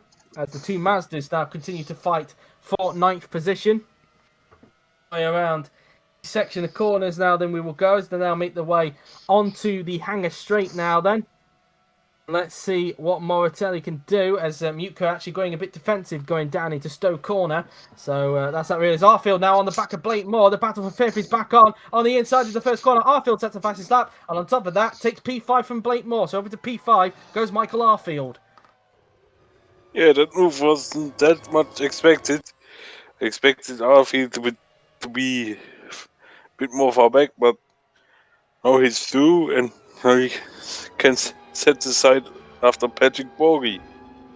Meanwhile, Neuville there was fighting with, I believe that was Emil Nielsen for P number 12 there. It is a Toyota, and of course Gonzalez is towards the back, so she was fighting with Nielsen there for 12th. As now we look at Bruno de Barros now then, who's just making his way around Copse Corner in the Vauxhall Vectra. Not Vectra, Cavalier, I should apologise. Got the wrong model of Vauxhall there, or as in Germany, they're known as Opels, of course. So, as meantime, Gonzalez is into another two-stopper who's just come into the pits now then, as Holloway tries to have a go at third there into the first corner, but it wasn't going to quite work out for the Acuria Cose Vauxhall there at the moment. As now they make their way through into the section of the corners. Now, Sazonov comes around Stowe Corner now then, as Neuville again trying to attack Nielsen for P12. Into the Wellington straight. In fact, is Neuville going to get the move done into 12th position? Danny inside goes the Belgian. Neuville on the inside, and that's the move done. Over to P12 goes Bella Neuville. As de Barros is in, we've got one of the leaders is in. De Barros is pitting for his second stop, so he's the first of the two stoppers, first of the leaders to do their two stop then. So de Barros is the first to blink now. Then the Vauxhall comes into the pits as Sazonov sets the fast lap. He's broken to the 1:58 now as Andrei Sazonov. As now de Barros will pull into his garage now then. He'll pull into his box. I would imagine that Borghi is going to get ahead of him, but we'll wait and see. It's very slow pit lane here at Silverstone as they change the tyres now then. Put on a little bit of fuel to get him to the end of the race, of course. As de Barros finishes pit stop. A 7.3 second stop for the Vauxhall Sport Mechanics. As let's see where de Barros is going to emerge then after this pit stop now then, as he will now make his way towards the pit exit. Where is Patrick Borghi? That is the question. He's on a one stop, and Borghi is through. So Borghi's got ahead of de Barros, but the question is, because de Barros is going to be on the fresher tyres, could he try and catch back up to Borghi towards the end? Could even Arfield try and get hold of de Barros here? And the answer to that is no. De Barros is just going to hold on for the moment, but who knows? Arfield could try and get him down into Wellington Straight, which will not be good news for Bruno de Barros. The gap 7.3 seconds between Arfield and not Arfield, Sazonov and Martins. So, but Borghi is up into third and he doesn't have to pit again. So at the moment he's on the podium, but can de Barros quickly catch back up to him? That is going to be the question on the fresher tyres. As meanwhile, Holloway still stuck behind James Sturt at the moment in their battle for 16th position. As meanwhile, contact! And Holloway's around for the third time today. Holloway has gone around. This is just a disastrous race for him, Dennis. Oui. Yeah, as he's gone through over the sausage cup there, lucky to avoid damage again. Yes, it's disastrous race from him after spinning 3 times. Remember back in the real life 2008 British Grand Prix when Felipe Massa decided to spin off like 100 million times? Kind of get a similar feeling with Holloway's. Meantime, Marvo Koenig now sets the fastest lap of the race, so now he holds on to the bonus point for the fastest lap of the race. As now we look at Borghi, who's now in third position, but can de Barros catch up as Martins is in. Johannes Martins is in. Sazonov chooses to stay out yet again. As now, can Borghi get second off of Martins? Let's have a look.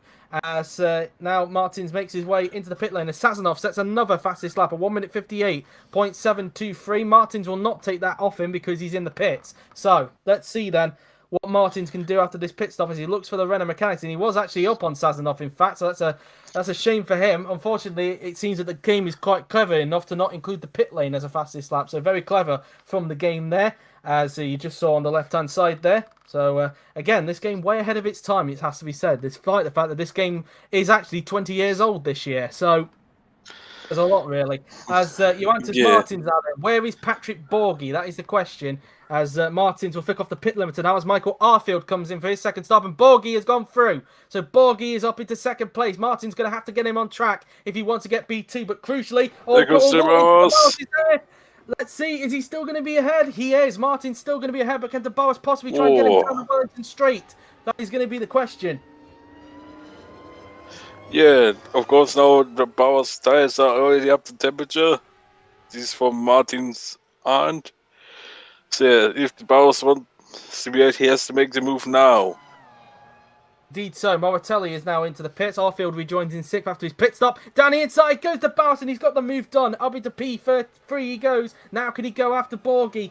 And meantime, Moratelli, as I mentioned, and now Neuville have come in for their second pit stop. As mentioned, Arfield are coming in. When is Sazonov coming in? I would imagine it's going to be this lap, I would imagine.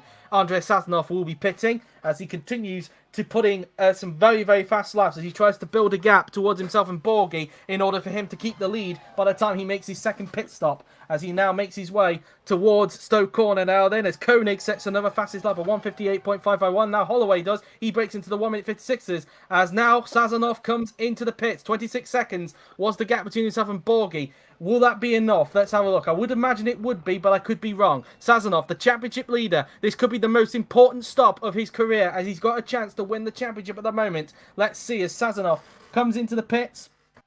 And the Peugeot mechanics, the Peugeot Talbot Sport mechanics are waiting to serve him now then. As he now puts on a fresh set of tyres and fuel now then. Sazonov. He should, in theory, come out ahead of Borghi, but you never know. This is a very, very slow pit lane, let's not forget, here at the arena layout of Silverstone. A very quick stop for the Peugeot mechanics. A 6.8 second stop for the Peugeot Talbot Sport mechanics. Let's see. Is Sazonov still going to rejoin in the lead? Where is Patrick Borghi? He's coming around Club Corner now. I think Sazonov is going to hold on to the lead. Let's see as he comes out. He's turned off the pit limiter, and you know what? Sazonov still rejoins in the lead. So he's done the job, and Sazonov will still lead this race here at the GP Arena layout of Silverstone. Borghi is going to be in second, and he's still got a bit of a gap to Martins and de Barros because they were battling. In fact, Martins has re-overtaken de Barros somewhere. Martins back up into third position. So, well, where did that come from? It looks like it was actually... Did he actually pull a move off around the outside? Whoa! It will be a move of the season. I think he has. I think he's pulled this move off. Has he not? Let's have a look. And that is an unbelievable move from Johannes Martin to get back up into third position. That's probably the best ever overtake. I cannot believe this move. Probably the best ever overtake I've ever seen in BTCC. That was incredible. But this is not helping them because they're continuing to lose time to Patrick Borghi. And if they're not careful, Blake Ward's going to go. FG. FG's been off, and it looks like Blackwood's involved. Well. That's not good news there indeed. But as he tagged the back there of Miran FG as a result, and he's gone for a spin, but he rejoins down in 10th.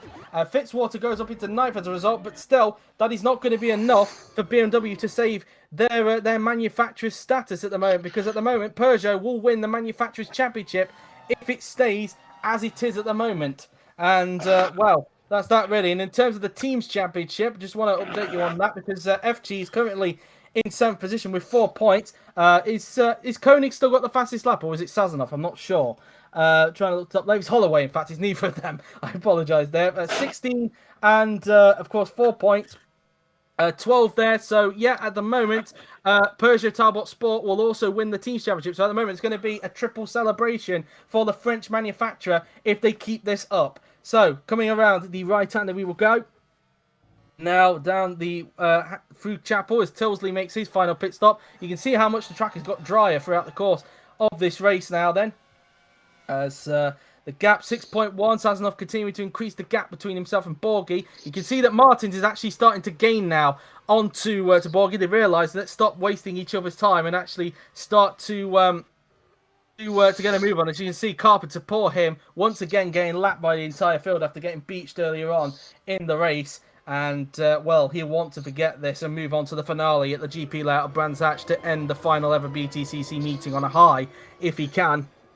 As we continue to look, 4 laps to go for Andrei Sazonov to win the championship. As meantime, Martins comes down the pit straight. Let's see what the gap is like between him and Patrick Borghi. He's starting to leave de Barros behind. Martins, in fact, even sets the fastest lap of the race, 1 minute 56.567 now then. and we didn't quite see what the gap was like actually between himself and Borgie there.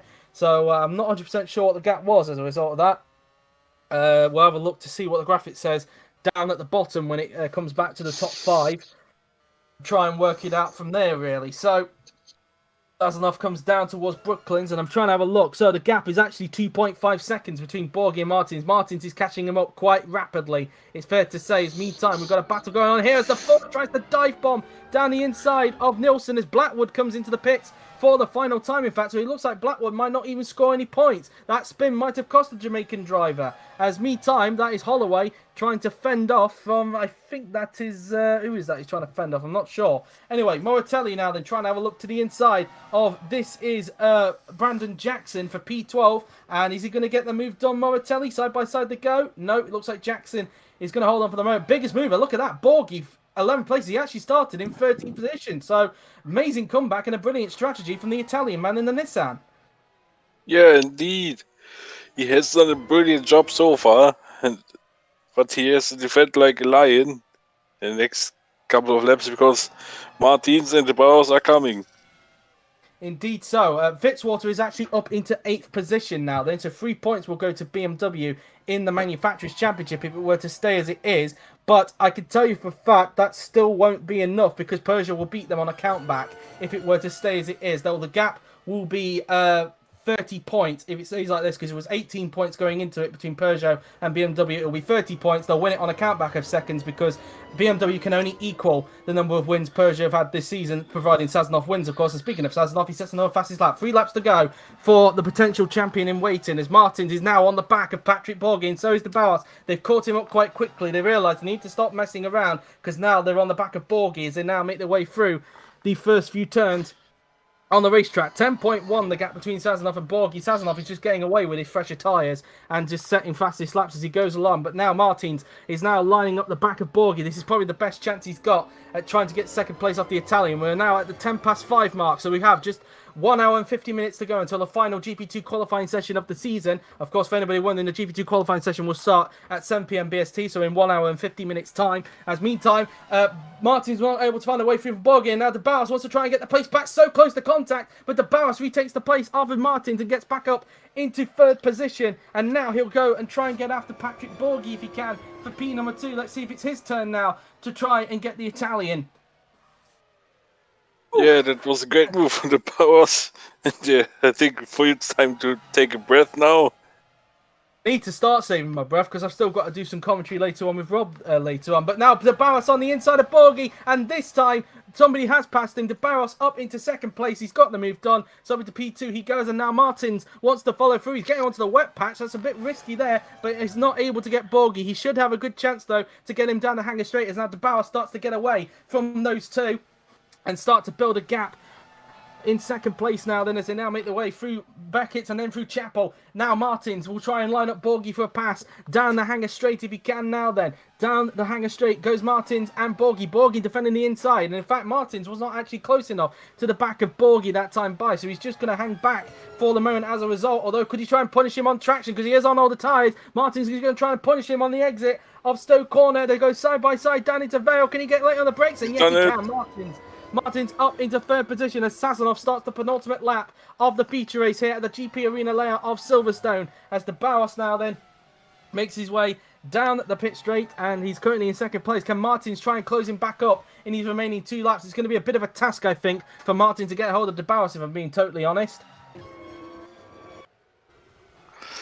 Yep, I think De Barros now should have saved the clean 2nd place. It's not official yet, but he has a big advantage. There's only 2 laps to go on too. Sazonov has a championship in the bag.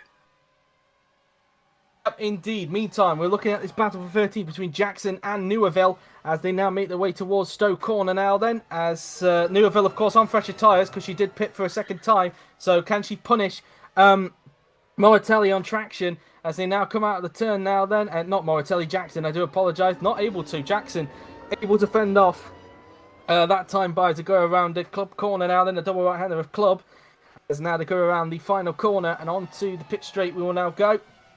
As now They'll make their way onto the pit straight now then. As we look at the front of Bruno de Barros, it looks like it's going to be a second place finish for him. I think he'll be pretty satisfied with that one, if I'm being totally honest. As Sturt now then tries to find a way through. In fact, no, that was on a back marker. That was Carpenter again. Poor Owen Carpenter after what happened to him early on in the race. And, well, you just got to feel for him, haven't you, Dennis? Yeah, for Carpenter, just driving at the back all the time after his collision with Koenig. And yeah, he wants to forget this race ASAP. As Sazonov is about to start his final lap. Yes, indeed. And, well, it's just been brilliant. Fitzwater's up to 7th. That's important. That means that Peugeot cannot win the Manufacturers' Championship. Fitzwater's up to 7th. That will just save BMW's chances going into the final race. Fitzwater has passed Miran Efci for P number 7. It looks like he got him into Brooklands. Yeah, that would be very, very important, as I said. That saved BMW's chances for at least. At least for now, yes, because the gap. Yeah. Indeed, at least for now, because the gap will be 29 points between Peugeot and BMW. BMW will still just have a slim chance of winning it going into the final meeting at the GP layout of Brands Hatch. But meantime, let's focus on the championship that could potentially be won right now, as long as nothing bad happens, of course, because we are now looking at the race leader, Andrei Sazonov, and what a season it has been for the championship leader. He's just, since he came into the series, he has just been a man on a mission. I don't know what it is about the Peugeots, but it just gives them a little bit of a slight edge, even though the series is equal, of course. Of course, this is a different Peugeot team. Let's not forget, the team that Jesus drove for last season is the one that Michael Arfield is driving in, the RKR Silkeline with Halfords. And but this is from the main Peugeot team this time by, and it looks like they're going to get a Drivers' Championship before BTCC comes to an end. Of course, we will see this team again, I believe, in the World Champ Car. There is a Peugeot entry in World Champ Car next season, so that is going to be quite interesting to see how they will do in that. But anyway, it looks like it's only going to be the Drivers and the Teams Championship that is going to be wrapped up today, and not the manufacturers. That will continue on for another meeting, providing that Fitzwater, of course, can hold on to 7th position. But meantime, Andrei Sazonov, it's just been an amazing season for this guy. He's just been on it, and he's going to take his 3rd win of the season and the most important win of his career, because he's now going to round Stowe Corner for the 31st and final time. He's just been on another level this season. Not even his teammate Jafari Blackwood had an answer to him this season, as they now come around the final few corners on the racetrack, as he rounds Club Corner for the 31st and final time. And Andrei Sazonov is going to win the feature race here at the GP Arena layout of Silverstone. And as a result, Andrei Sazonov is the 2020 GP4 BTCC offline champion. He has done it. Congratulations, Tim. Has been absolutely on it this season, and Sazonov is the champion, fully deserved. And as a result, as soon as everybody crosses the line, Peugeot Talbot Sport have also won the team's championship. De Barros 2nd, Martins 3rd, Borghi in 4th. Moore is going to cross the line in 5th position. And, well, is that really? Peugeot Talbot Sport are your team's champions. Arfield will cross the line in 6th. Fitzwater is going to hold on to 7th place. So the Manufacturers' Championship will continue on for at least one more meeting. But pretty much BMW, I think it's fair to say Peugeot have pretty much got one hand on that one. It's fair to say, because the gap will be 29 points going into the final meeting of the season this Sunday at the GP layout of Brands Hatch. But Fitzwater is going to cross the line in 7th and save BMW's chances for now, at least. It's still a slim chance for BMW to make it 3 manufacturers' titles, but it's only a slim chance. FG crosses the line in 8th. Mutka crosses the line in 9th. And Moratelli will pick up the final point in 10th. So it looks like a double points finish for Mazda yet again in this race, albeit a little bit lower down. Moratelli takes 10th. Almeida takes 11th, followed by Nielsen in 12th. Neuville will cross the line in 13th position. P13 goes the way of Neuville. Jackson crosses the line in 14th, Holloway 15th, and Blackwood in 16th. Such a shame for him. The championship will not be going the Jamaicans' way this season. Koenig 17th, Sturton 18th, and Carpenter, well, you got to feel sorry for him, in 21st. Jake Tilsley will cross the line in 19th position, and in 20th position is going to go the way of Rubino Gonzalez in the Team Sekirika Toyota. And there you have it then. We have a new champion in the form of Andrei Sazonov, a fully deserved championship. And it's the second year in a row that a Peugeot driver has won the BTCC championship. That is a very happy result for him indeed. So let's take a look at the final results then. Andrei Sazonov, the new champion, wins the race from Bruno de Barros in second, Johannes Martins in third, followed by Patrick Borghi fourth, Blake Moore in fifth, Michael Arfield in sixth, with Zachary Fitzwater just saving BMW's manufacturer's chances in seventh, Miran FG in eighth, Simon Mutka in ninth, with Kero Moratelli completing the top 10, with Julia Almeida in 11th, and I'll let you read the rest, Dennis. So, did you say P12 already? No, I said P11. P12 onwards. Okay, so Amy Nilsson is in P12, ahead of Bellanova Will in 13. Brenton Jackson is in P14, ahead of Toby Holloway and Jafari Blackwood. In P17 is Marvel König. In P18 we have James Stewart. Jake Tillersley is in P19, ahead of Rubinho Gonzalez. Erwin Carpenter is a lap down. A shame for him. In the last place, no, not last place, but the only retirement is Igor Peter. Indeed so. Let's have a look at the who got the fastest lap, and then we'll have a look at the leader lap points. So Sazonov got the fastest lap in the end, so he's going to get all 17 points for this race as a result. And let's have a look at the lap chart, and let's see. So we had Sazonov, who had the leader lap point, but then briefly we had somebody who was in purple. Who was that? That was Blake Moore. So Blake Moore will also... Was that Blake Moore, in fact? Let me just quickly double-check that again. I was a bit confused with the call there. Or was it Borghi? Actually, let's go back to Borghi a minute. No, it was actually Moore. So Moore and... it was Moore. Moore and Sazonov will get the leader lap points on this occasion. But there you have it then. That has been it for the penultimate meeting of BTCC. A very exciting weekend, you'd have to say, Dennis. Yeah, absolutely amazing stuff. We had so many action here. And yeah, only one thing to say is we only have BTCC for one more time. Say on Sunday, so yeah, let's make it a special one.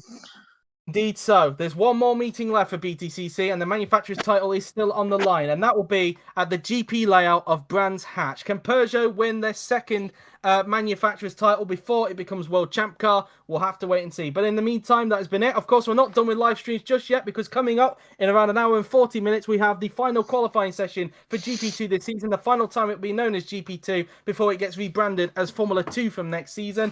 But anyway, that has been it. Hope you enjoyed it. Thank you all for watching. I've been JW97. He's been Dennis Graff, and we'll see you, well, next time. Goodbye.